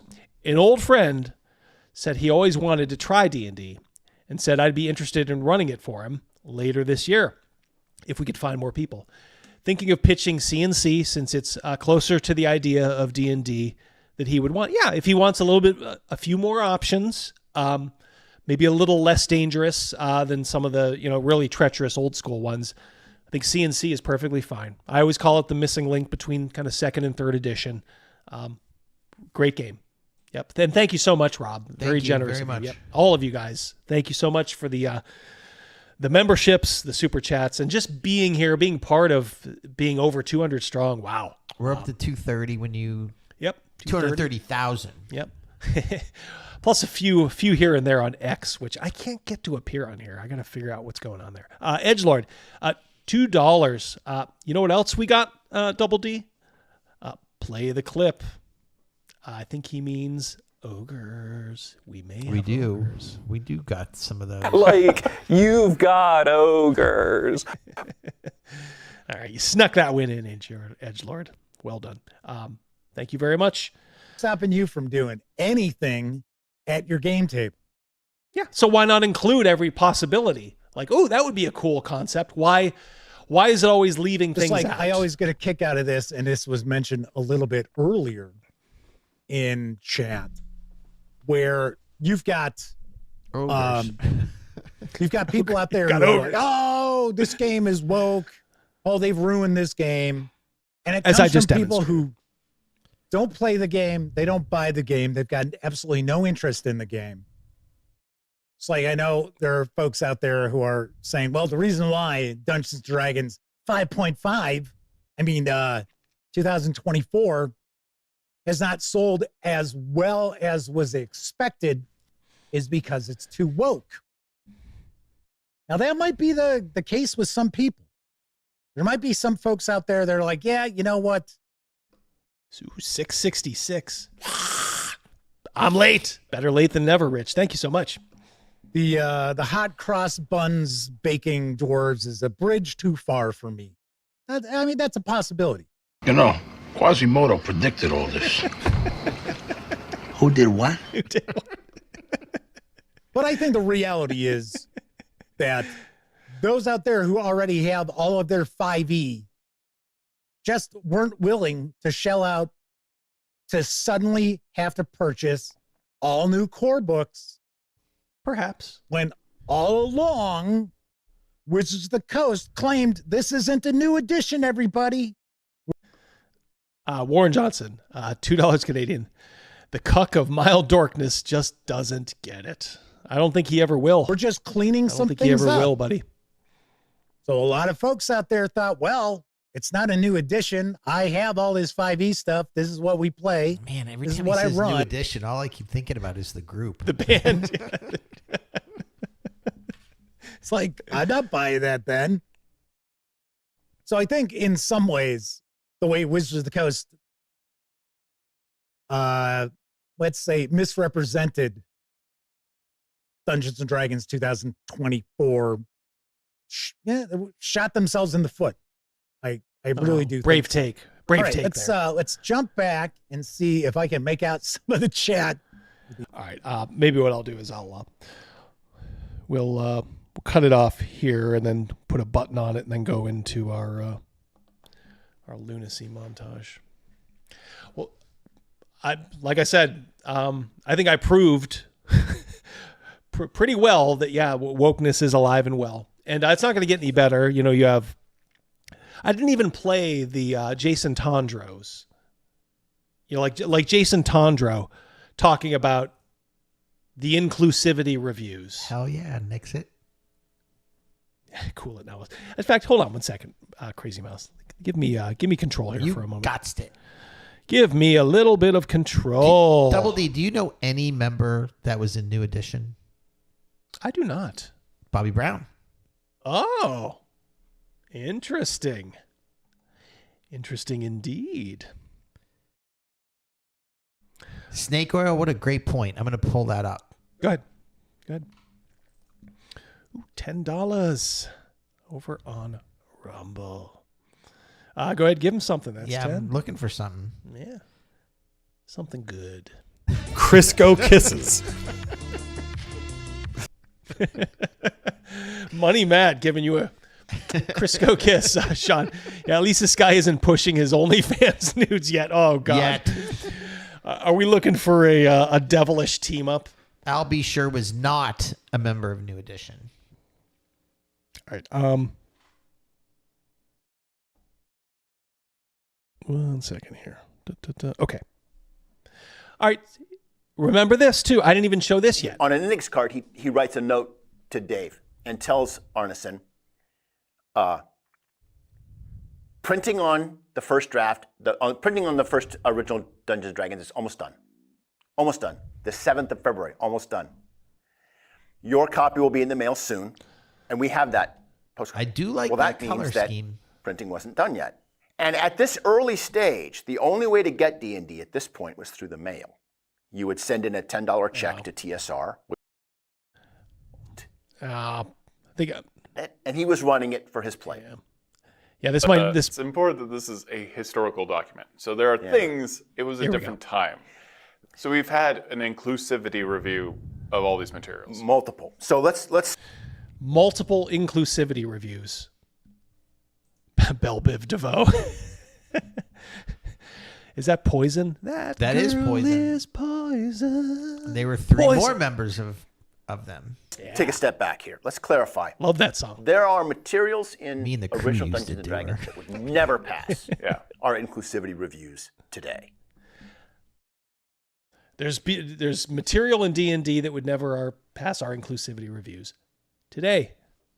Yep, so gross indeed, Mac. Yep. Right. We want the Right. You know, I don't know what these kind of guys. These are the ones that they're the last ones to find out. You know, when we talk about the nobody is ever woke enough. The firing squad will come for you eventually. You are a big, doughy, middle-aged white guy, Jeff. The people that you're trying to impress, how much do you think they like you? They hate your guts, even if you're saying like, "Oh, I'm with you. I'm with you, people." You know, I'm anti-woke. Oh, so bravo. Let's give you a pat on the back because we know from your Twitter you need it. You need to be patted on the back and get affirmed regularly. Yeah, why do inclusivity rules if they were going to change the content in this historical document? Yeah. So, like I said, I don't like these guys. I'm at a point now. It's like fuck them. I don't care.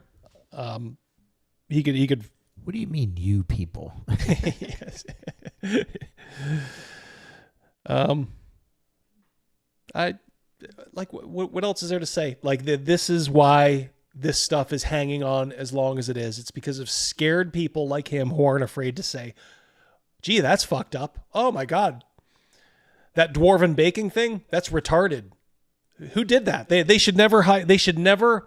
The person who approved that for in the book and the artist who did it, get them out. Take this away. I want more bread in that oven." Yeah, the fucking Mexa orcs. You know, you are the people responsible for it hanging on as long as it has.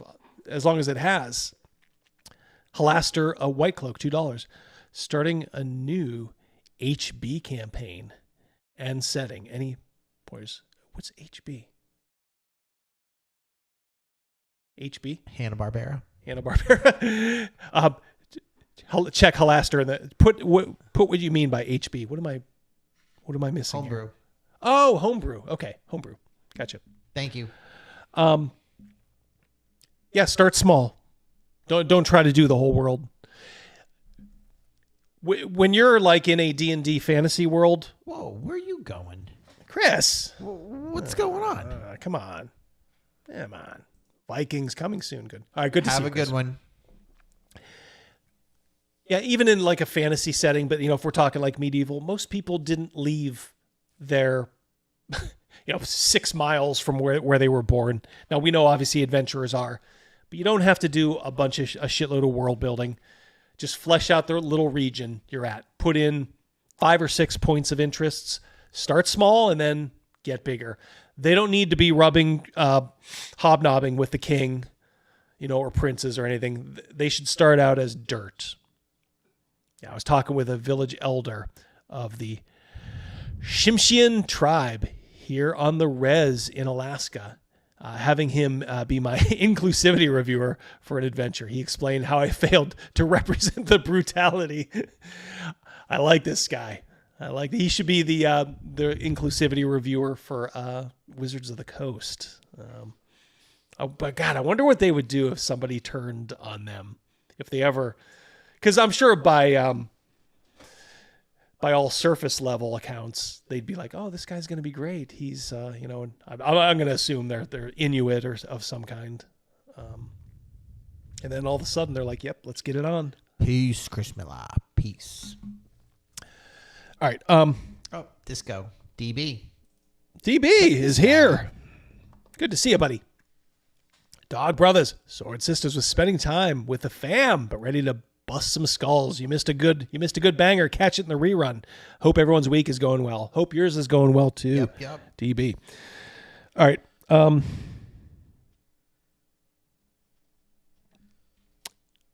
Let's get on to it. I saw Steven Crowder did a video. It's everywhere now. And it's the whole black fatigue thing.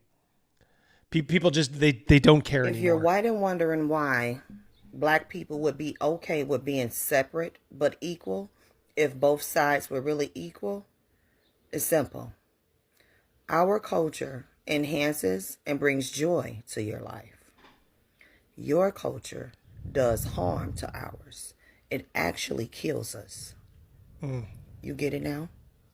I think I do. Let's check out some of that culture. There we go. Yep. See this? I am not saying this doesn't happen, with white girls too, obviously. I'm sure it does, but this is just a day ending in Y. You see this shit on Facebook all the time. You see it on Twitter all the time. And who's in the middle trying to break it up? Who's trying to be the peacemaker and restore order and stop these people from hurting each other? This, ladies and gentlemen, is called a microcosm. Hey, stop! I don't have any sympathy for anyone who is not black. And now I have a bunch of pink people who are in my comment section. Hold on a second. Pink people? You know how you have a bobblehead and you tap the top of it and it keeps going back and forth? Is that what she's doing? Yeah, I will. That I'm hateful, I'm racist. What is she doing? I'm evil. Is she doing this on a water slide? I think she's trying. I think she's trying to do the sassy head weave. Oh, okay. But I think what's happening is the scarf is hamstringing it, so it looks like a bobble instead of a full sassy attitude. I'm filled with hatred simply because I'm choosing not to care about them. I want you to let that sink in for a second. These people are literally calling me evil because I'm choosing not to have compassion for them like I'm supposed to. What have those animalistic beasts ever done to make my people want to have compassion or sympathy for them? Do you feel like an animalistic beast? No. Crazy Mouse, tell the little story about how you were trying to you were just trying to do a good thing. You saw a homeless person, right? On the street. Yeah. I was dropping off Derek Mouse at his ROTC walk for homeless veterans. Well, some homeless guy came up to me and he asked for some money. And I said, yeah, can I help? Do you need something to eat? And I gave him $5. And then he said to me, I was really hoping for 10. I was just blown away. And then he went over to all the ROTC people to ask them for money. Yeah. And the irony was they were actually going on a walk for him. Yeah. Yeah. It was a little ironical. Well, when we would go to Gen Con, we would always go to Buca de Beppo to eat. And there'd always invariably be leftovers because you get a shitload of food there. So we would always have them bundle it up, separate it. And, obviously we're out of town, so we're probably not going to eat it because it's the day before we go. So we'll give it to a homeless person. And I remember the last time we did that, homeless guy literally laying down on the street. I'm like, hey, buddy, I'm like, you want something to eat? Nah, I just want money. Okay. Yep. Fortunately, there was a homeless woman. Go ahead, put that up because we owe him something for that. Julio Scissors, hashtag I fatigue. thought I put it up. Yes. I must have taken it right back down. No, I mean, give him. My apologies. Give him a little. Call down the thunder. Well, now you got it. Thank you so much. And it is. It's like the creator of the Boondocks said, it's not even about hatred. It's just about, what you're hearing now is just white noise. We just kind of laugh it off. She is so like into it, and we're just like bemused by it. Oh, Patty, you worked at that downtown indie. Holy shit. You may have, there may have been a time where you were in the same restaurant as us. Yeah. There was a woman who was very, I will say, there was a homeless woman who we approached later, and like we gave her thankful. Right? Yeah, she was very thankful. Gave her one, and I'm like, "Do you just want it all?" And she's like, "Oh my God, yes, thank you so much." So, not all, but it's like, God, what have they done to earn our compassion? They expect it. They feel like they are entitled to it. They are entitled to our respect. They really crack me up. And all they are actually proving is that they are begging for our acceptance. They're literally mad at me for not liking them. They're trying to force me to like them. They're trying to force me to care about them. They're trying to force me to accept them. They are begging for our acceptance. Can't you see it? Look at this gingers are black trend that's happening. One black woman got on here and made a video and said, oh, all gingers are actually black.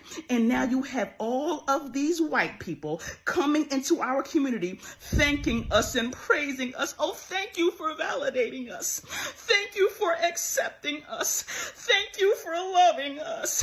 Thank you for allowing us to be a part of you. They were dying to be a part of us. They couldn't wait for the opportunity to be a part of us. And the minute that we gave them the chance, here they go dropping off their whiteness and picking up our blackness because they couldn't wait to do it. Everybody wants to be us. Can't y'all see it? They walk around here trying to talk like us, dress like us, act like us. Everything they do is looking up to us while they're claiming to be the superior race and the ones that we should be striving to be like. They are actually proving we are the superior race because they are the ones striving to be like us. Wake up and know yourself, black man and black women. Ye are gods. Frankly, my dear, I don't give a fuck. Can you dig it? Cyrus. Was it us? It was the Warriors. Mac Thompson, $1.99. I just want them to not act like animals and thugs. Well, it's always black power forever. Not all. Thank you, Mac. Thank you. There you go. Dollar store. There we go. Watch what happens. Like, there we go. Yep. Give that woman in the pink just got run over, and she's already into the fight.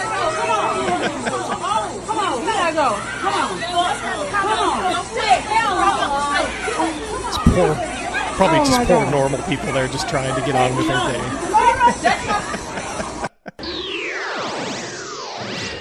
To my fellow white people, do y'all know why black people haven't... Did you read this one? Yeah. Okay. I just don't want to act like animals and thugs. Yep. Edgelord. When did you get into Nina Simone Double D? I don't know. And it's not the dollar store anymore. Yeah. It is. Yeah. But everything's $1.25 now. Yeah, $1.25. Yep. Yeah, sorry about the ads, guys. Welcome to the new YouTube. I don't ever want to pull rank, but I'm sitting here. I try to watch YouTube. I am, in addition to being on it, I do like the videos on YouTube. Like, I watch a ton of it. I produce money for YouTube. These MFers can't even give like YouTube Premium or whatever the ad-free thing is to one of their people who's giving them fucking money. And they should have a thing where if you super chat over a certain amount, you are giving a certain amount to YouTube. That should count for not seeing all these fucking ads. Correct. Yep. It's like every fucking video now is just ad after ad. Oh, it pisses me off. Yeah, she did. I'll give that sister credit. She's tough. She walked that getting run over at the dollar store like it was nothing. Thank you, got over it, and y'all know what I'm talking about. It's because we never got our get back, bruh. Think about it, bruh. Our whole motherfucking nobody ever got to do anything, bruh. Imagine if somebody walked up to you today and just slapped the shit, smack fire up out your dumb ass. And you didn't do shit. That shit gonna hunt you for the rest of your life. You know why it's gonna hunt you? Because a motherfucker just came and did whatever fuck to you, and you never got to do anything back to them. So no, we're never going to forget it. We're never going to let it go. Oh, good to know. Until we get our get back. However the fuck that has to happen. Fuck a reparation. Hey, okay. All right, what are you implying there? Violence? Is that what we're implying here? Come on. Come on, man, as Joe Biden would say. All right, so you may think like, oh, here's another. This is why, you guys, you have to take a deep breath and always say, not all brothers, not all sisters. You bitch-ass Democrats don't never have the right information, and when you proven wrong, you bitches just get the fuck up and go to the next motherfucking problem trying to scare somebody else some other type of way. What happened to that China shit, bitch? What happened to that fucking China shit? Huh? I thought y'all was talking about, oh, China's we need China cheap goods and all this other stuff. We need Mexicans because our avocado's gonna be so motherfucking high. You pussy bitches don't know shit. You just be talking out your fucking ass. I can't stand you bitches. I swear to God, every last one of you motherfucking Democrats, bro, y'all bitches got to fight me, man. I wanna fight because y'all don't be right about shit. And then when you're wrong, you move the goalpost way over there. Bitch, I can't cake way over there. Because you just made some shit up. I hate you bitches. Man, I swear to God, dog. Oh, I hate you bitches. Now, come to find out, China just lost that fucking tariff war. They closing buildings out there and all that other shit, and you pussy bitches ain't announcing that. Love it. His neighbors must be like dialing 911 and just waiting for the next thing to happen. He's like, no, I'm a good one. So that's why you always got to remember, just always take a step back whenever you see the worst and just say, all right, look, it's not, there's quite a few on everywhere that are just normal, and some that are on our side. Like I said, the brothers and sisters who are like that, tip of the spear, baby. You will never have a better ally. Absolutely, Joe. Yeah. They are the tip of the spear because they don't give a fuck, because he is literally going against like 80% of his race. So he's out of fucks to give. So he don't care. And that's why you're like, oh, that dude. Yep. He's for real.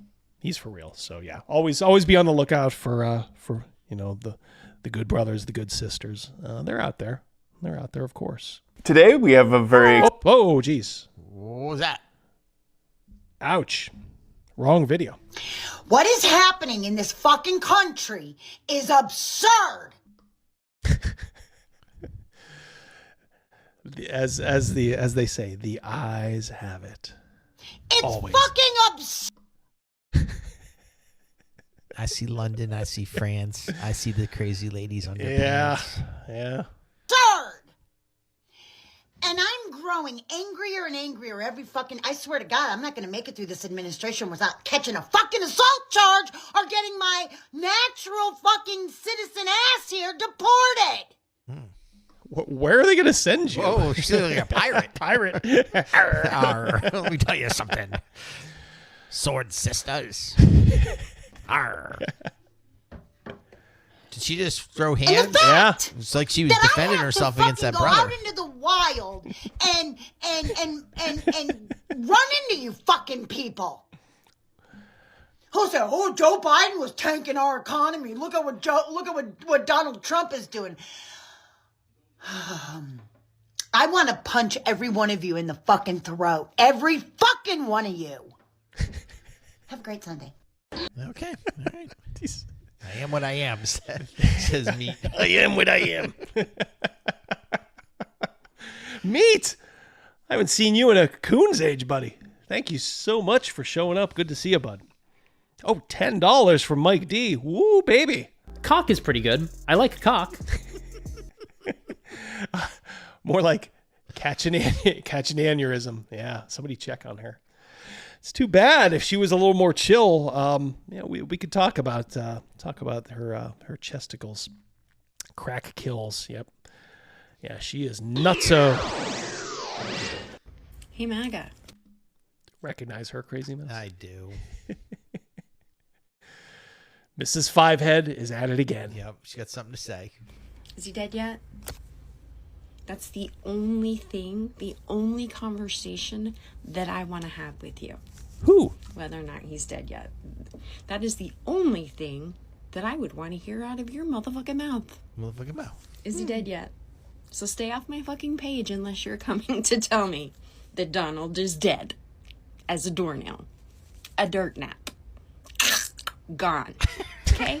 Otherwise, go fly a kite, stay off my page.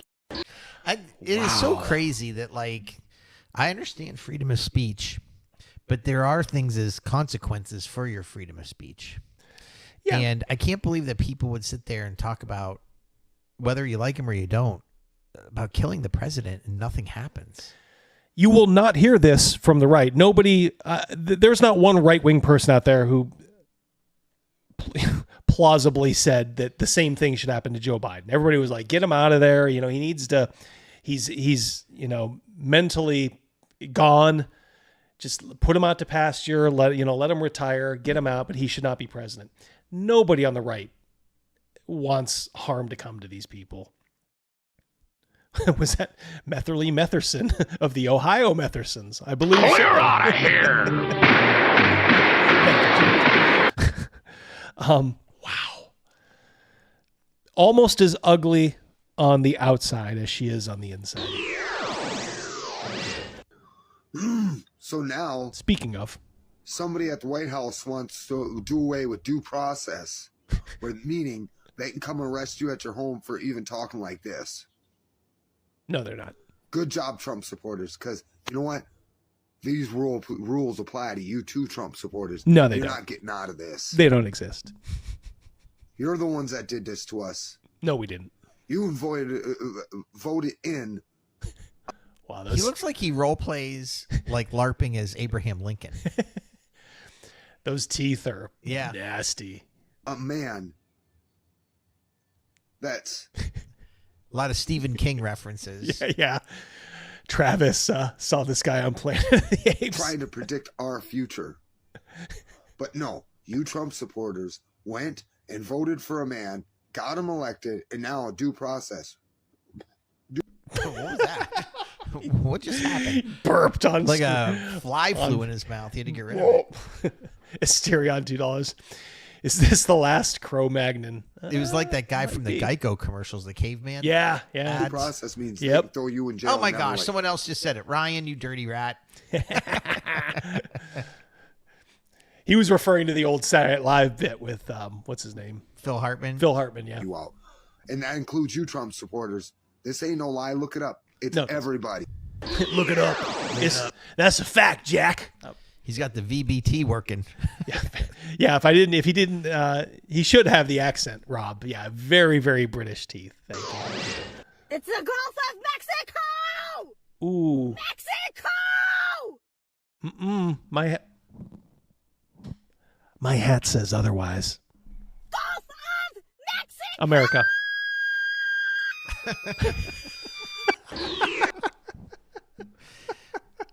Himiny Jiminy's. Is she going there on vacation? Why does she care so much? I don't know. She works at Rand McNally, has to redo all the maps. Hey neighbor. Oh my gosh. I'm here, and I'm genderqueer. I want you to know that you are amazing. You deserve every single human right. You know those like bomb pops in the Yes, summertime? yes. She looks like she gave one to a blowjob to it. Yeah. Because you are human. That's no matter who you are. That doesn't matter if you're an immigrant. Doesn't matter if you're queer. doesn't John Osborne, did she blow a clown?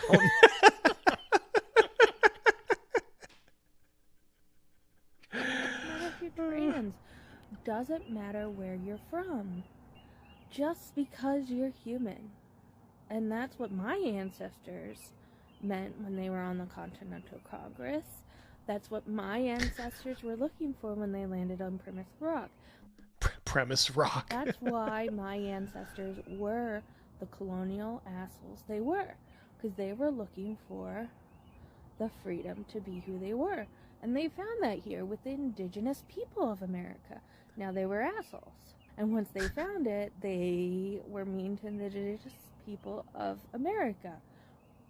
But She had a couple beers before she did I this know. one. This is not a good look. Cal, how dare we force geography on more people? Thank you, buddy. we are now older and wiser than them. Right? It's been a while. Let's clean up our act. No is a one-word sentence. So is yes. I mean, let's be clear. Oh, here we go. This is Great Britain. This is one. They have a lot of immigrants from the Middle East, from Africa, from Pakistan. This is one who gets a little rambunctious.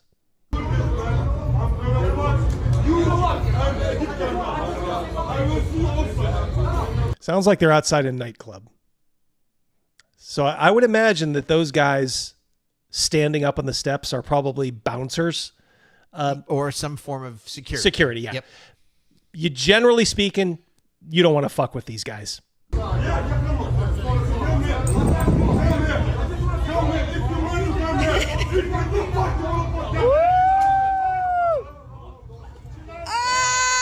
Good night, Irene. Boom. That is what we in the business call a 1-2. Oh boy. I think he was out with the jab. He might have been. I think he was out with the jab. The right cross was just icing on the cake.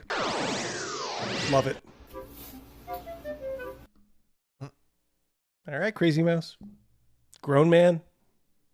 Looks like he's wearing a diaper. Okay. Huggies leak. Oh, hi. How's your diaper? No, it's not a sexual question. It's a question of personal hygiene concern. Anywho, did you know that we had the cloth diaper that we know and love today before we had the flushable toilet that most people use? Yeah, that's right. The cloth diaper was invented in 1801-ish. There isn't a very clear set date on that, but it's around that area. Oh, green giant. I like how he's giving you the history here. I like that he dyed his goatee. Yeah, yes. He goes all out. Does the carpet match the drapes? And then the flushable toilet, as we know, Check out his OnlyFans to find out. 1851, a whole 50 years after the cloth diaper was, which means we were using cloth diapers long before we were using the toilet. Anyways, take care of your diaper. Mine's fresh. His eyes are green. Wow. As somebody said earlier, make asylums great again. Hey, good morning, TikTokers. So is it me, or do you really wish that somebody else would have had prostate cancer? I mean, of all women. It's always these women are always just so hateful. people, why did it have to be old Joe? God love him and sending him and his family many prayers, but the majority of Americans really wish it would have been Dumpster. Mother of Grimace, Badger. I got it! Look, I got it! What do you think he's got? Looks like those packs of like salt things that you put in suit pockets so they don't. Oh yeah. Yeah. What do you think he's got, guys? Autism. Nick. Yeah. You win, Nick. You win. Castration kit. Close. No, it's certainly not a comb. Oh, yes! Yep. Those hormones are really starting to work. Mm. I just watched some clips of a really emotional movie and I teared up. Normally I don't, but now I'm starting to. Whew. What movie? Yeah. Way to leave us hanging, bro. Come on, brother. Guess what I got? Poor hygiene. Monkeypox. Medical weed. His Sean first weed. disability check. His first greatest chat on YouTube. You think, well, I have set up a deal with an ugly woman, and I think you would all agree that this guy's an ugly woman, right? It's nothing like. This is that sheriff, correct? Yeah, this is Florida sheriffs, man. This is what you really get when the makeup comes off. Looks like Klaus Kinski in Nosferatu. Chat, back me up here. Any fans of that movie? Does he not look like Klaus Kinski? This is Jason Bathurst. Now I want you to think about this a minute, okay? You decide that you're going to hook up with a woman. She comes in, and she's already uglier than a mud fence. right? And then The dude in the goatee behind started cracking up and he's trying to hold it. start to engage, you find out, hey, this dudette is a dude, and look what he really looks like. Yeah, he looks like he should have been in a Scarface movie someplace. I don't know.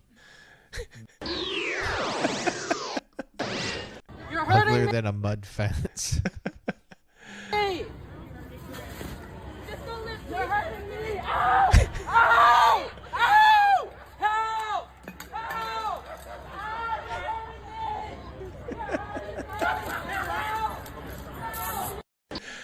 I'm encouraged by all the laughter of the kids, like on campus, like behind, just cracking up as this police officer it must be a day ending in Y, just carrying away another lunatic. Hey, quick question. How the fuck do you claim to be pro-life if you support this administration? Social Security? Cut it. Healthcare? Cut it. Food for kids in schools? Cut it. Are you stupid? You are pro-birth. You've always been pro-birth. You've never given a flying fuck about other people. So just say that. Just say that. She hit another note there. Yeah, I was gonna Only say. Mariah can hit. Holy cow. I'll say it. I don't give a fuck about it. Oh. Love this. This is your court mandated palate cleanser. He's gonna get it. There you go.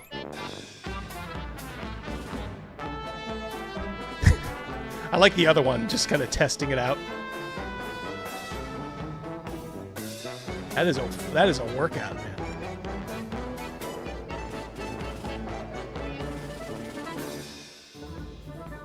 That thing is working.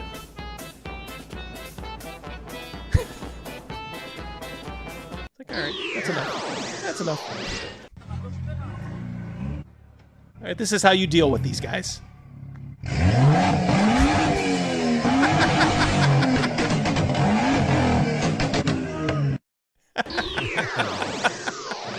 I just fucking interviewed at Little Caesars.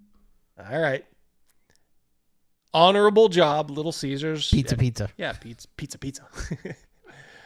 Everybody loves it every once in a while. Get either the crazy bread, get the whatever it's up to. What is it? Is it like $6, $7? Well, I just now? know that the deep dish, hot and ready, like the lunch special is $5. You get a deep dish, 4 pieces, and you get a pop. Yep. For $5. Yep. Pizza. And I was so anxious for that interview. Guess what that interview was? We walked outside onto the sidewalk, and she asked me for my name, my phone number, and what hours I could work.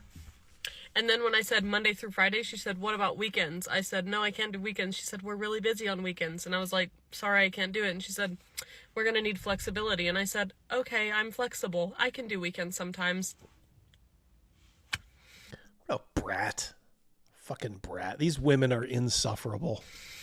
Then she said, now, if I schedule you, if you request days off weeks in advance and then I schedule you on that day, what are you going to do? I'm not fucking coming in. If I request days off and then you schedule me, I'm not coming in. This is why the workforce hates corporate America. It's Little Caesars. Pizza. Pizza.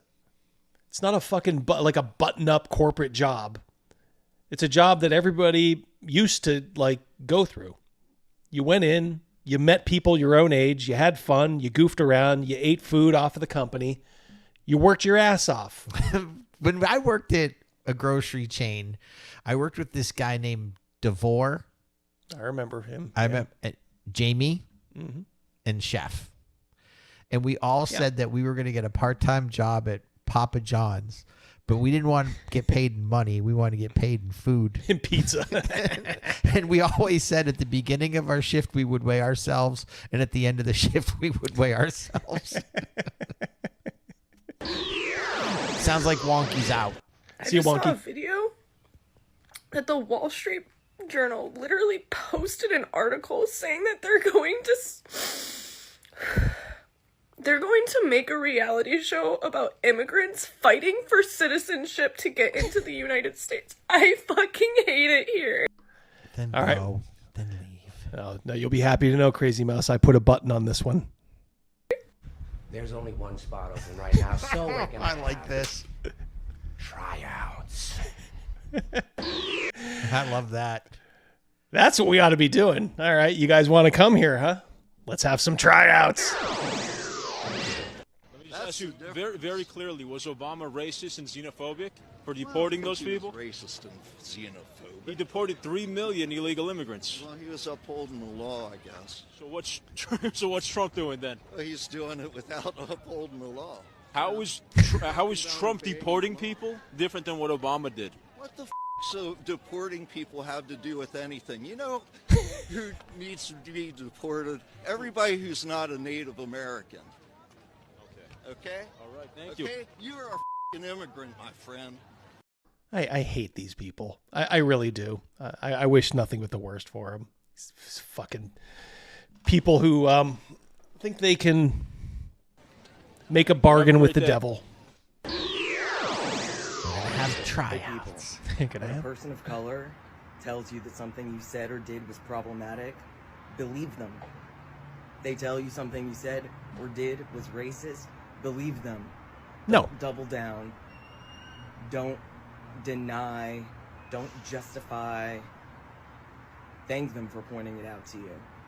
If we want to be anti-racist, we have to start by rooting the racism out within ourselves. Thank the person for letting you know, because now you can do better.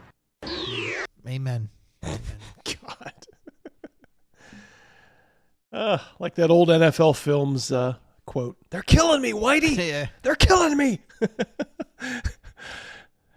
Someone tells me something I did is problematic. I do it again harder. Yep.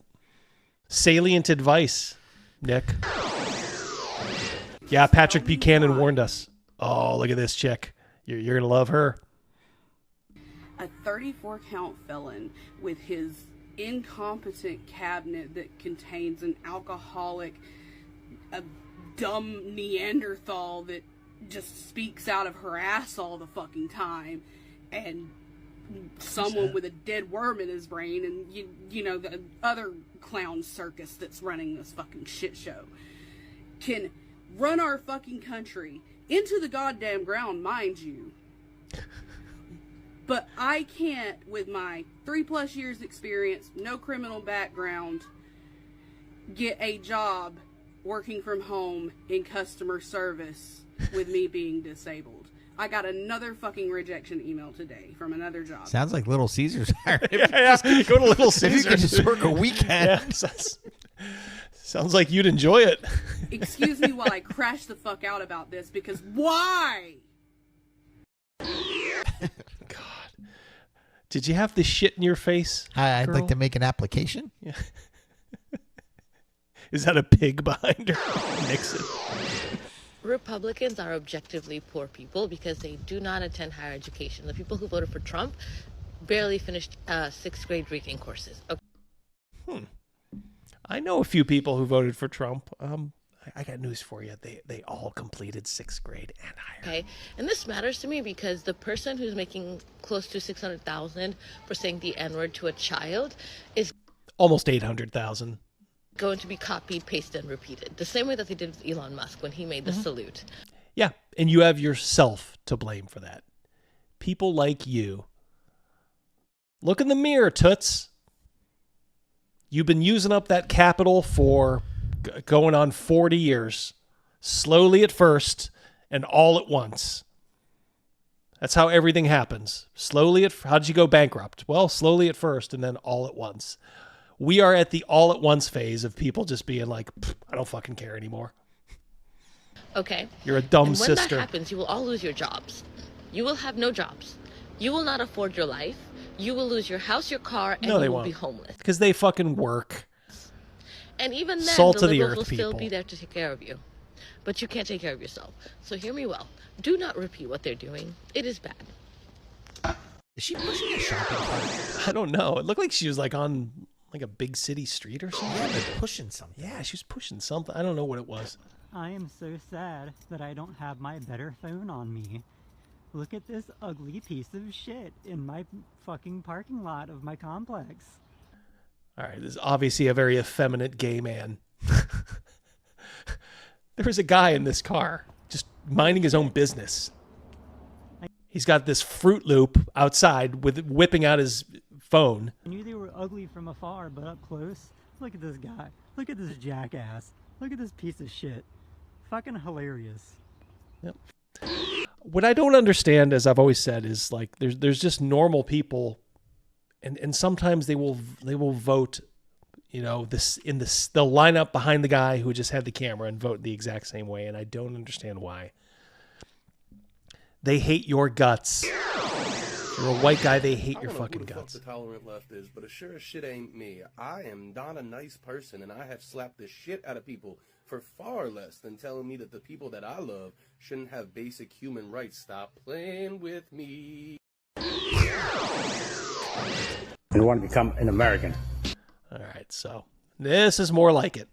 And yet, they're out there waving the fucking flag, protesting this and that, all that shit. If you are legal, what the fuck do you have to worry about? Unless you do some dumb shit and you worry about getting deported. Okay? People like me came here illegally through the process. We're Americans. Okay? We love this country. We love the flag, the American flag, the America. The red, white, and blue. Okay? We don't care about our flag. We left that shit behind. Okay? You dumb son of a bitch do some dumb shit with your flags. You might well take that flag, shove it up your ass, and go back where you come from. Motherfucker. Yeah. If I see you on the road waving your flag, I will call ICE because I get $750 each. Bitch. Bitch. I love he threw that in there. Rock on, brother. Rock on, man. Yeah. Just it comes down to the people who are against like those South Africans coming here who want an open border. What it comes down to is they hate this country because fundamentally they hate themselves. Everyone knows what fucking time it is. You know what a racist is. You know what a racist looks like. You know how a racist behaves.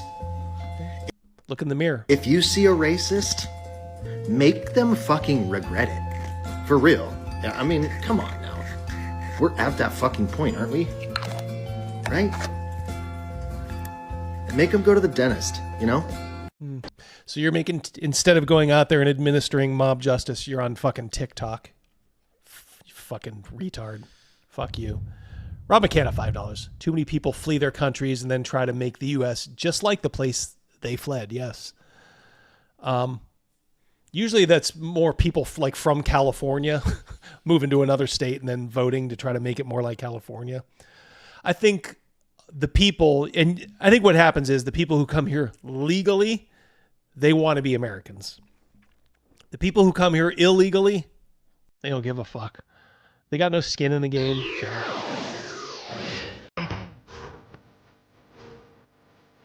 Okay.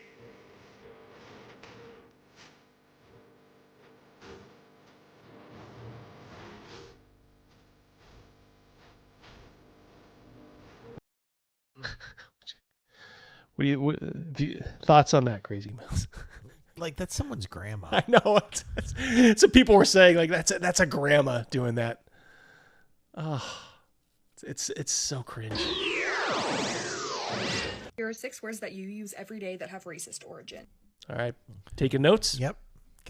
Get out that notepad. Although these words might seem harmless, they are rooted in a long history of oppression and racism in the U.S. Number 1, nitpicky. This refers to enslaved people were forced to pick nits or lice out of other people's hair. It was a very dehumanizing task. Number 2, gypped. This is actually related to the word gypsy, which gypped?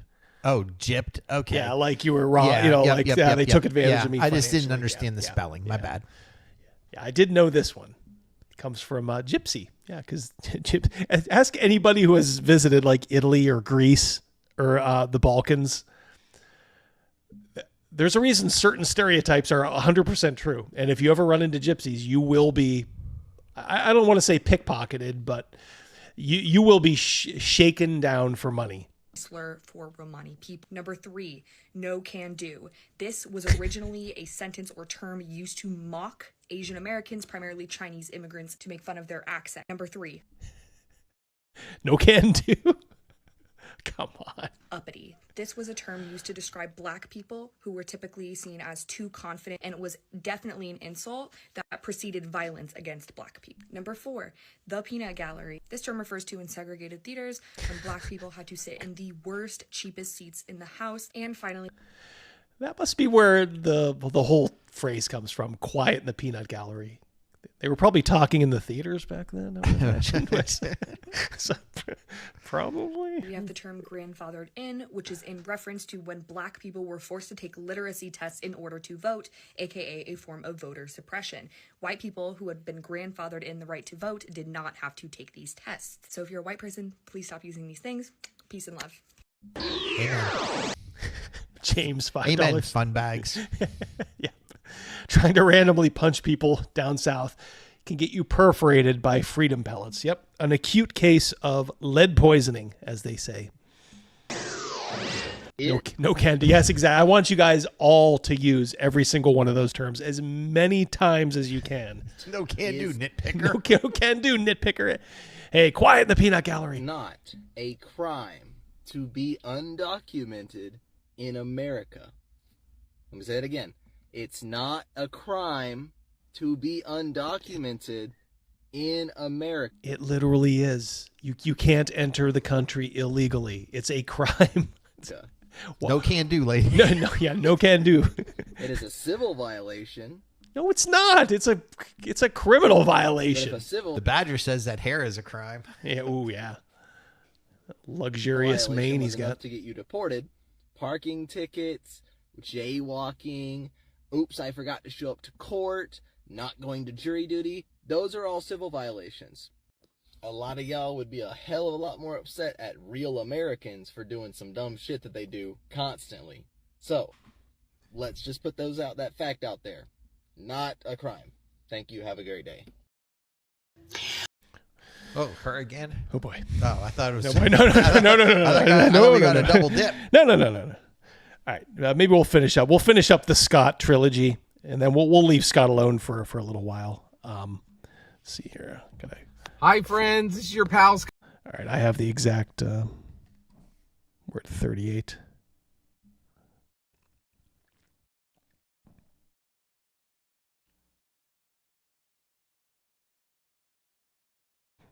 Opinion, nothing more, nothing less.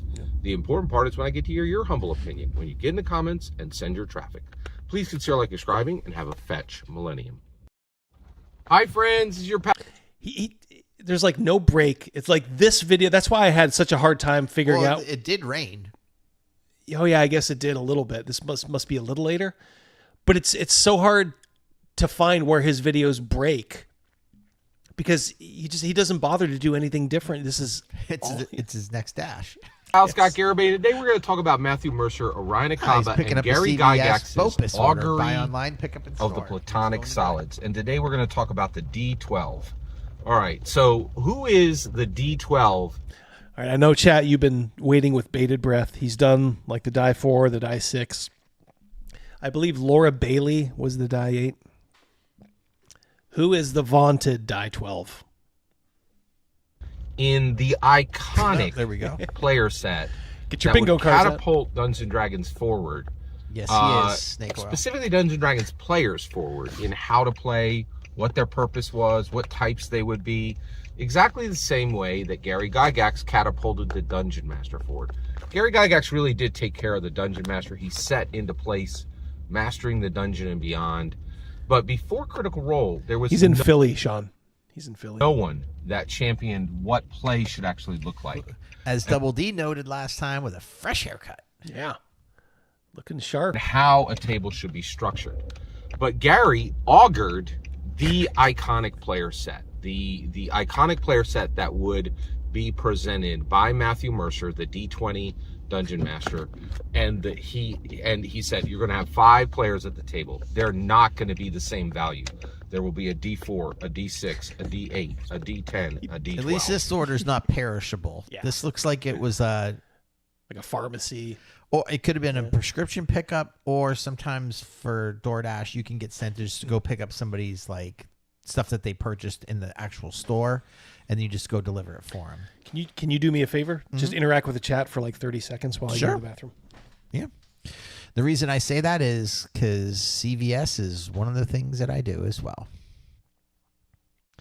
Yes, the Critical Role guy again. This is the last one for him for a little while. I told Double D that we're becoming just as obsessed with him as he is with Orion Okaba. So, Corn-Fed Wild Man. I don't know if he did skip the die 10. Timer's on 30 seconds. Why do some of you have whales in your names? Whoa. Howard. I'm going to save this for when Double D comes back. That is extremely generous. Give you a couple here. Dr. Harris. Yes? Do you concur? And I'm going to give you one more. Double D's on his way back. And You know, Quasimodo predicted all this. I even found time to wash my hands. Who did Holy what? smokes! Wow. Yeah. I feel like in Pulp Fiction, when Uma came back and she said, "I love when you come back from the bathroom and your food is waiting for you." Howard Hughes, $100. Holy smokerinos! Forgive me, I'm about to get all uppity and nitpicky about the peanut gallery comments from some of these folks who were all grandfathered in, by the way, expecting me to respect their opinion. Sorry, no can do. Oh man, he not just only said- was it for a huge amount, it was also very well crafted. Did you give him his? We his gave him a thing? couple. I gave him a couple. All right, give him one more. Give him one more so I can hear it. Let me find a good one here. I got you now, you son of a bitch. You're Daisy if you do. Daisy, if you do. Thank you so much, Howard. Much appreciated. So Good- kind. Good just to see you around the chat. Any of that, any of those super chats aside from all you guys, honestly, it's good just to, like I said, you guys are really, really fucking funny. I do put in a lot of effort, getting the show ready. But it's like I sit here and think like how lucky I am to have this chat. And what is Jeff McAleer doing? He's at home washing his tights. Like, you've got ogres. So it's like I could be streaming, on a big channel, a bigger channel of 15,000 to 20 people, probably 3 family members, and instead we got you guys. We hit the lottery on the scratchers. We are, yes, we are all blessed by you guys. Okay. All right, Scott, let's go. Today we're going to talk about the D12. So who is the D12? Someone so wanted first to know of all, who is the D12 D10. is a... I think he skipped over the D10. Someone else said that. Yeah, and I said I think wasn't sure. He completely skipped it. White. Maybe it's not a platonic. Chat, help us out. Is the D10 not technically a platonic solid, whatever that is? Plastic D12 with green crayon, matching a complete set, right? Matching the Dungeon Master, matching every other player, okay? But also, it's a D12, and that person is Sam Riegel. Sam Riegel... That's fresh cut grass. Yeah. More than any Another other... one. Another one. Another one. Player was the most valuable player at the table by far. And what exactly was his value? Well, frankly, he was worth as much as Marisha Ray and Laura Bailey together. does, a Ryan. D4 and a D8, because he was a D12. His value was equal to them. He was worth 2 Ashley Johnsons, who was a D6, right? And I think this is, and we haven't paid attention to this for a very long time, that the players at the table are absolutely not of the same value, right? They're not, and they don't come with the same skill. They certainly don't have the same value at the table.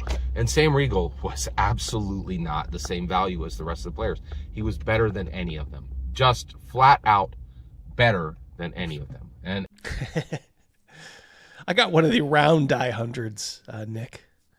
It's like a ball. It's like so hard to stop. It's literally like a ball, like a Brian Avocado. and not even close, not by a small margin, just dramatically better than any of them, right? And so what type of player was he? Well, first of all, he was the D12. He was that white plastic with the green crayon, and his shape was dodecahedron. His neck is so clean shaven. Yeah. It's like it's waxed. Mm-hmm. That's a compliment, Scott, if you think we're making fun of you. Yeah. I like the cleaned up Scotty G. Platonic solid. That's extremely Still don't know where you're going with this, Scott. I mean, I do, but I sort of important don't. to remember. A platonic solid. Okay. Now, here we go. Okay. They may not be equal, Kobanizer, but they should be treated as everybody should be treated equal at the table. As I understand, it's hard to do, but you should at least approach it like that. Unless Wasn't it Jimmy Johnson that said that his players are not equal. Yeah, he did say I got stars on here, and they quite frankly they get treated like stars.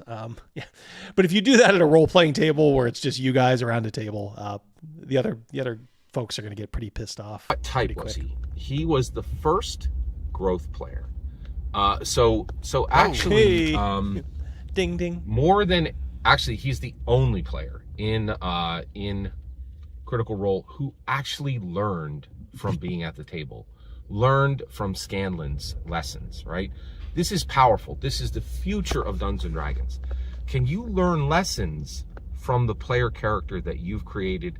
Can you learn lessons in IRL for you, right? Sam Riegel learned lessons from Scanlan, right? That is almost unheard of. He was the first person to do it, to take lessons from Scanlan and apply them to his personal life. And this is huge and this is why he is the D12, right? Many players are like, no, this is a stupid goblin. I'm going to say something. Yeah. From a Dasher point of view. Mm-hmm. He must know the city really well, like these neighborhoods. Okay. You never hear the GPS saying like turn right. Yeah, recalculating. Yeah, I've never heard one recalculating. It doesn't do that, and he's every now and again maybe he's looking down, or maybe he has two phones. Like one where he's videoing from, and one where he is giving him the directions. Yeah, I don't see him like he knows exactly where he's going. Yeah. Yep. Chop game. I'm here to chop goblins in half. There's nothing to learn. There's no lessons taught by Dungeons and Dragons. Sam Riegel completely rejected that, and he grew. Think about it. He's kind of got to be like you. This is his. I think this is what he does. He stacks the apps, and as a person, he was the growth player, the first growth player, and he serves as an iconic example to everyone who comes later. He's also a booger eater. Every single word you just heard is my humble opinion. Nothing more, nothing less. The important part is when I get to hear your humble opinion. When you get in the comments and send your traffic. Please consider liking and subscribing. A few more and here. Have a fetch millennium. Hi, friends. This is your pal, Scott Garibay, and today we are going to talk about Matthew Mercer. Later in the day, by the look of this guy. Orion Akaba and Gary Gygax's augury. Yeah, because of all the platonic water's solids. off to the back window. Today we're going to talk about Liam O'Brien. Okay, so Gary Gygax, 41 years before it would arrive, actually augured the iconic player set, the complete set of Dungeons and Dragons dice that would represent the iconic player set. Every significant type of player of Dungeons and Dragons players. There's 5 different types, okay? And they're all represented by the math rocks, the D4, the D6.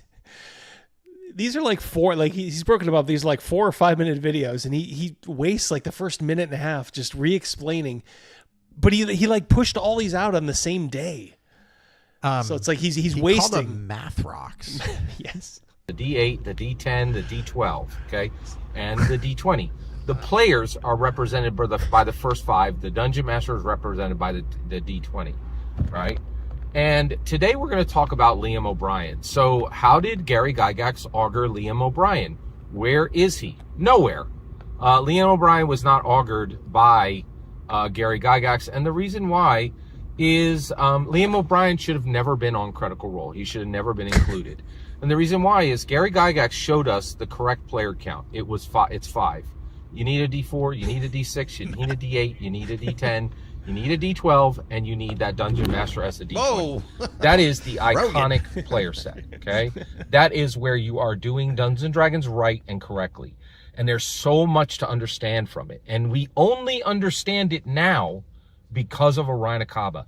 The Orion Akaba's Akaba 72 window shined a new light on Dungeons & Dragons and helped us to understand what Gary was doing earlier.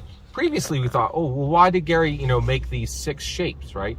He made the 6 shapes that were included in the polyhedral set were specifically designed to explain Orion Akaba's exile 41 years before it happened.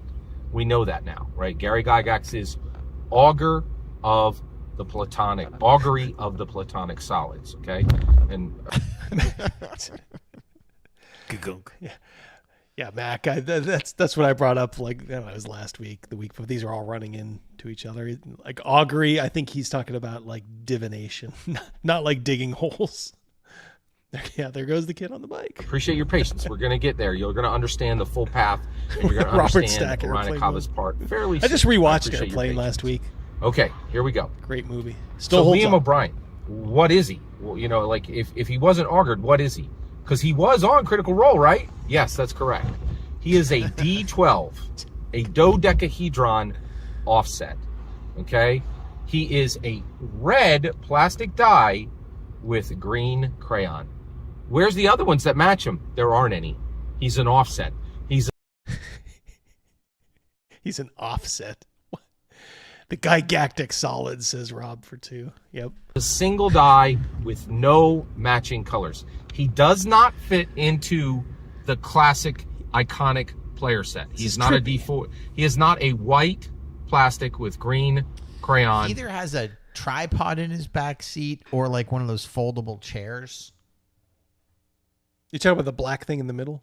In the back seat, there's like these gray tubes. Oh, yeah, I see. Yeah. Oh, yeah, good catch. Laying horizontally. Yeah. D4, D6, D8, D10, D12, D20. Could it be a chair? One of those camp chairs? Yeah, that's what I think. I think it's a chair. It could be a camp chair. Part of the iconic set, okay? He's an offset. But wait, Scott. Did you say he's a D12? Yes, that's exactly right. Yes. Right? Now, wait, didn't you say that, like, Taliesin Jaffe was an offset D4? Yes, that's correct. Taliesin Jaffe was an offset D4, okay? So you're like, wait a second, there's an offset D12? Yeah. And this is what we realize, right? Putting Liam O'Brien on Critical Role was a massive waste, okay? Now, putting Taliesin Jaffe on Critical Role was a massive waste, but in a completely different way. Taliesin Jaffe did nothing but detract from everyone's experience, everybody at the table and everybody who viewed Vox Machina, Mighty Nine, and Bell's House. He should never been included, right? Liam O'Brien, though, I think it's the wrong term. I mean, I see where he's going with it, but I think he chose so poorly, like offset. I mean, he could have called it like an orphan dice. It's like an orphan dice, one that belongs to some long forgotten set you had. It's a waste of resources on Critical Role, and the reason why is he should have been a D12 or even a D20 at another table, right? He's extremely valuable. He's worth two D6s. He's worth 3 D4s. He's worth a D8 and a D4. His value is that high, right? He's extremely talented. He was good at playing his character. But not as good as Orion Akaba, I'm going to guess. But he was simply not needed, right? Like you don't need. Everybody's like fascinated about like him skipping over the die 10. It reminds me of when we went to Gen Con and I was searching for the elusive die 9. I grabbed Lou Zochi because the year earlier I had asked if there was a die 9 and he looked up and said, "We're working on it." so I went over to this absolute legend. I put my hands on his shoulders. I said, "Do you have it? Do you have the die 9?" He looked at me and went, "No." I'm like, oh well. I do not. An offset D. Patrick Demo. He goes on like a man inventing a new religion. He's R. J. Scott Garibay, L. Ron Hubbard writing Dungeons and Dianetics. He's very trippy, Patrick. Part of me likes that. I like these guys that aren't afraid to be a little esoteric. He just needs to rein it in a little bit. You need one of every type, right? And the value needs to... I did end up finding one, by the way. I did find a die 9 from somebody else. Yeah, so it's probably the same kind. Must be the hardest one. Split across them. They make a die 2, which is like a thick, like coin. So it was a waste. He should have been at a different table, right?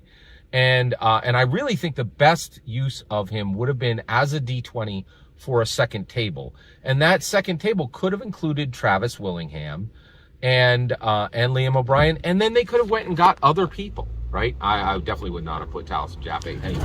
I don't believe... I like the die 12. I like the die 12, Sean. Yeah, I'm with you. I don't believe that Taliesin Jaffe belongs anywhere but a kitchen table. I do think he's good enough to be at somebody's kitchen table, but I don't think... Yeah, like any of the great weapons, like a great sword, I believe. I had to roll die 12 I had a barbarian named Grendel. Mm-hmm. Yeah. Great sword, great hammer, great axe, all die 12s, I believe. That Taliesin Jaffe should have been ever put on any public-facing D&D game, ever, for anybody, right? Like, I just, he doesn't warrant it, in my humble opinion, right?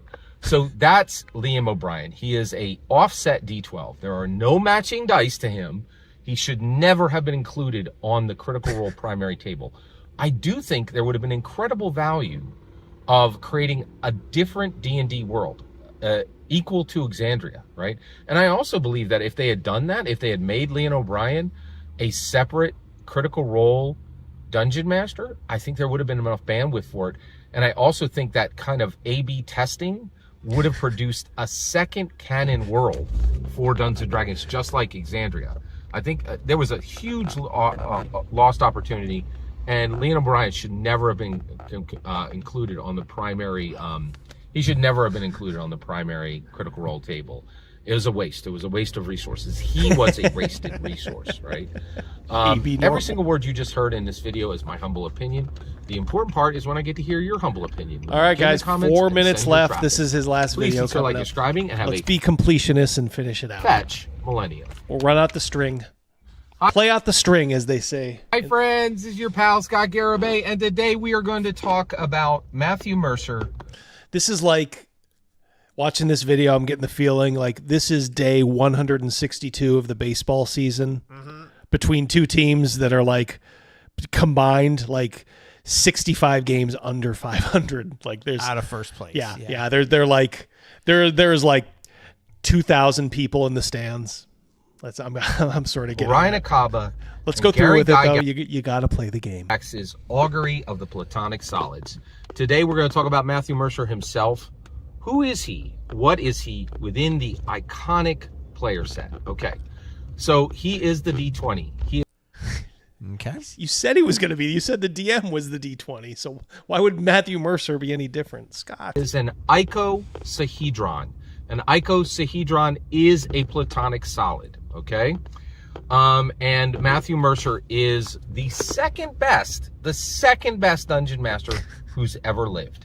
He's extremely important, right?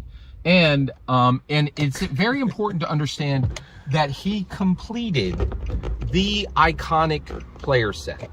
All right, Mac Thompson, 499. I wonder how many restraining orders he has against him from RPG YouTube personalities. Well, if I was a Ryan Acaba, okay, and that iconic player, and also he Thanks is all you guys. A D20.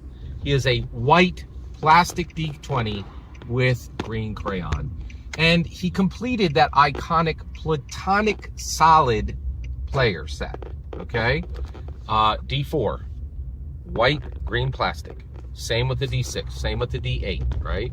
Same with the D12, same with the D20. All Platonic solids, all white plastic with green crayon, right? One complete set of the math rocks, okay?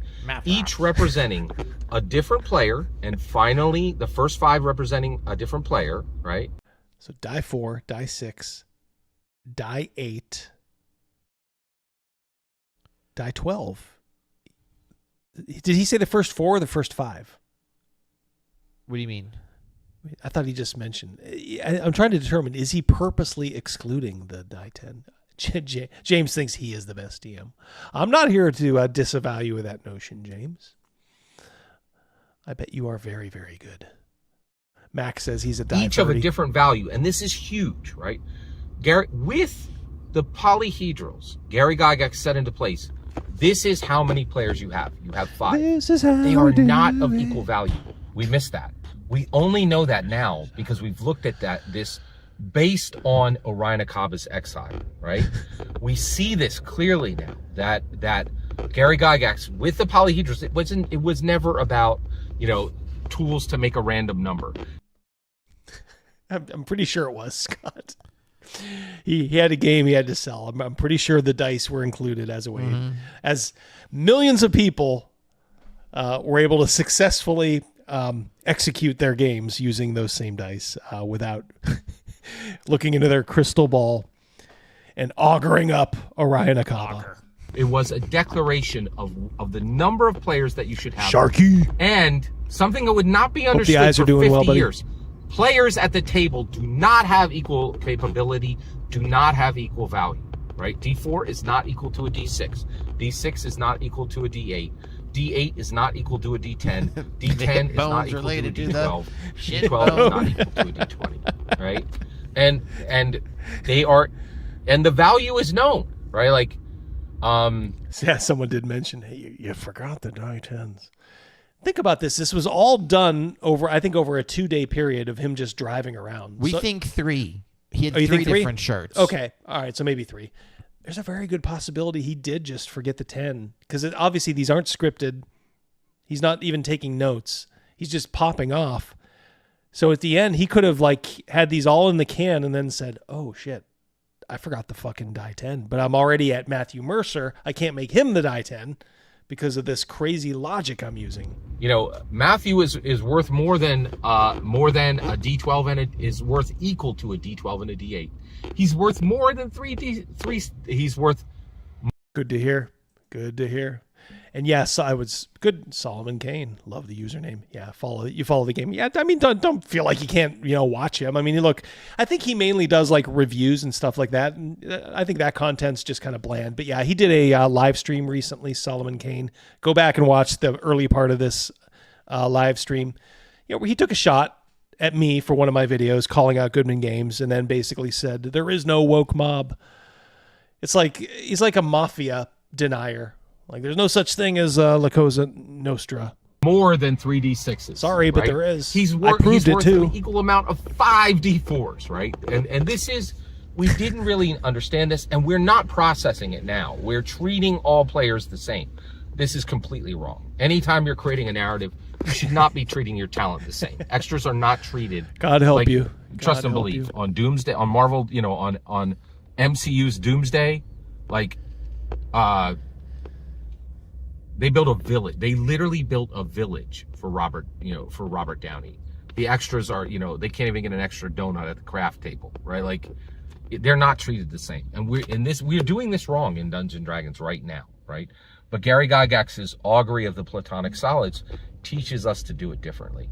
What's also extremely important is I really, until I looked at this, until I understood Gary Gygax's augury of the Platonic Solids, I really wonder how many times he said that phrase in this. Do you know what I'm picturing in the movie Young Guns when they take peyote in the desert and then they come back into the town and everyone's staring at him? Yeah. Look at the size of that chicken. I'm picturing this. He's having one of those peyote moments. Yeah, he's off the reservation. He is. He is really off the reservation, but he's going with it. Believed that Matthew Mercer was the secret sauce of Critical Role. That's not the case. The secret sauce is the completion of the iconic player set, right? 5 players of differing values, right? And then a dungeon master who can dungeon master them. That is the secret sauce. Now, all that's there, okay? Every single word you just heard in this video is my humble opinion. The important part is when I get to hear your humble opinion. When you get in the comments and send your traffic. I'll check it out. Please consider liking and subscribing. Check it out. You guys too. check out Pundit's new video. We're in the spirit world, man. Have a fetch millennium. We made it! Hallelujah. I should have prepared a hallelujah. Hallelujah. Hallelujah. Another one. Another one. No. Another one. No, not another one. Got to give Scott a nice, well-earned break for a while. Did you see the size of that chicken? Surly's got your back there. Condor. Oh, my Lord. Did Condor do something? No, I think someone was saying how we prefer him over Condor. Oh, Cal says Condor, from what he's heard, has lost it even more. Oh, recently. okay. Yeah. I apologize. Someone earlier said that they prefer Yeah, there, the Edgelord. Edgelord. Edgelord, yeah. Yeah, I'll have to. It's been a little while since we've nibbled at the plate I of pulled Condor. his pants DM. down and I spanked his ass. You come at me, I'm going to come twice at you. Hot sauce on the taco, says Shark. Condor is mad at all of us for not buying his game. I mean, a little bit of formatting would have been nice. You could have either learned it or paid somebody. Rats. Oh, well. Yeah, so I think we will cut it here. Yeah, Jeff McAleer, Gaming Gang. What can I say? You're wrong. You're wrong. Nixit, have a great night. Yep. Good night, guys. Thank you all, everybody who super chatted, participated, made us laugh. Oh, how about all those gave people that memberships? throw those memberships. The memberships. How about Wonky walking through the door wins a membership? Yeah, right off the bat. We give away prizes here. He's like Captain Stern. Like we did. Walked into a scratcher. Oh, I won $500. Good to hear from you again, Wonky.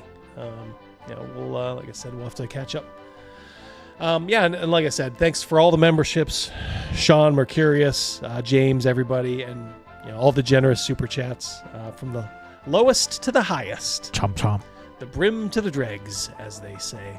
It is really all appreciated, guys. So we'll pass that along, Surly, for Rogan. Snake oil. Yeah, sign up for VengerCon if you can. Help out Venger. Yep, we're still trying to make it work, Sean. Because I know I definitely want to meet you there. I'd like to game with you, roll some dice. Some math cubes. Some of math them math rocks.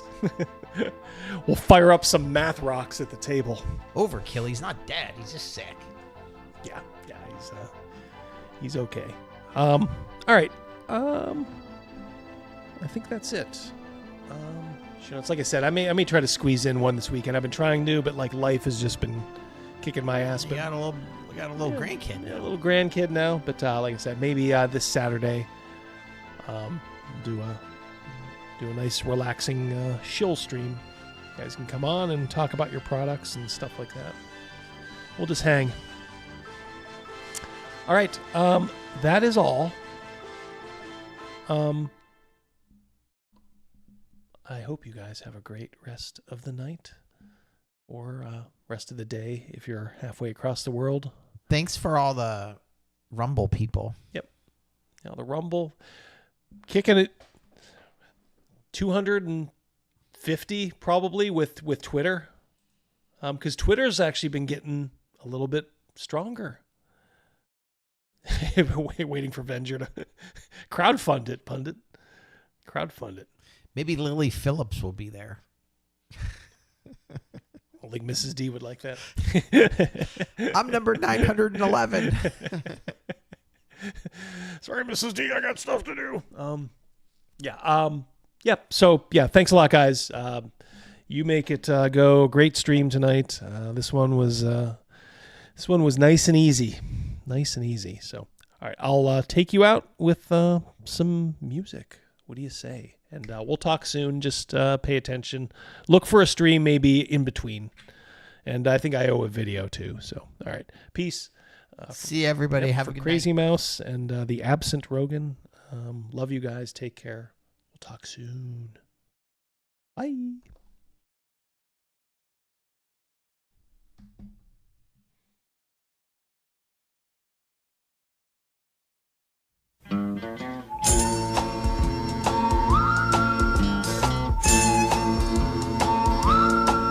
Back when I was a kid, life was going swell, till something happened, blew everything to hell. That night my daddy stumbled in, all pale and weak, said a woman up the block just gave birth to a geek. Mom said, sell it to the circus, what the heck? Dad said, nope, this one's a pencil neck. And if there's one thing lower than a sideshow freak, it's a gritty, scum-sucking, pencil-neck geek. You see, if you take a pencil that won't hold lead, looks like a pipe cleaner attached to a head, add a buggy-whip body with a brain that leaks, you got yourself a grit-eating, pencil-neck geek. Pencil-neck geek, grit-eating freak, scum-sucking pea-head with a lousy physique. He's a one-man, no-gut, losing streak. Nothing but a pencil-neck geek. Pencil-neck geek.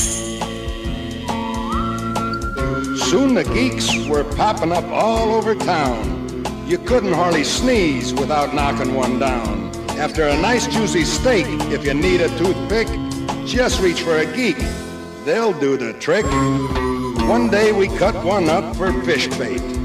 Learned our lesson just a little bit late. Soon as the geek hit the drink, the water turned red. Next day, sure enough, all the fish were dead. Pencil-neck geek, grit-eating freak, scum-sucking pea-head with a lousy physique. He's a one-man, no-gut, losing streak. Nothing but a pencil-neck geek.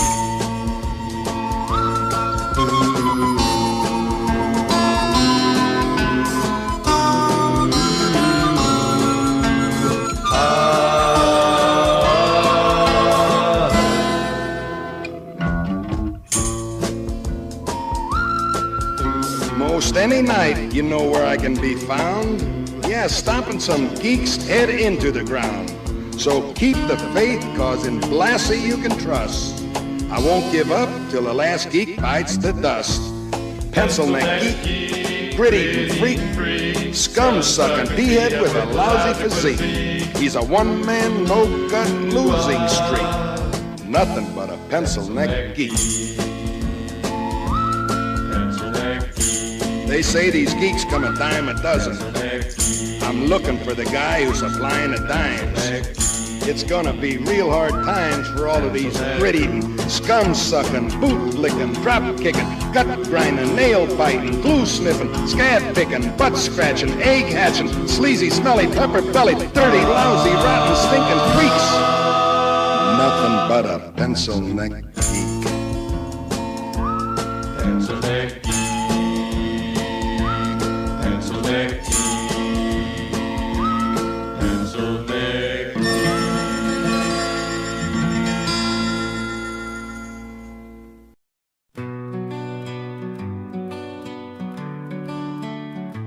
Once was I a sweet and gentle soul, ere they seized a hold of me whole. Opened I doors for dames most old, aided the blind with hearts so bold. Friends I have none, for they read the scrolls. They dare not be seen where my shadow rolls. Now down am I, forsaken and frowned, and growing mean as rumors abound. No more Sir Kindly, no more Sir Clean, no more Sir Kindly, they call me obscene. No more Sir Kindly, I heed no plea. Sir Kindly's name be gone from me. Today mine hound did bite my leg, mine cat did claw mine eyes, and Mars been cast from circles high, whilst father from shame doth hide. To church I went in common dress, incognito nonetheless, till Father Smith he raised his eye, then struck my nose and cried on high. No more Sir Kindly, no more Sir Clean, no more Sir Kindly, they call me obscene. No more Sir Kindly,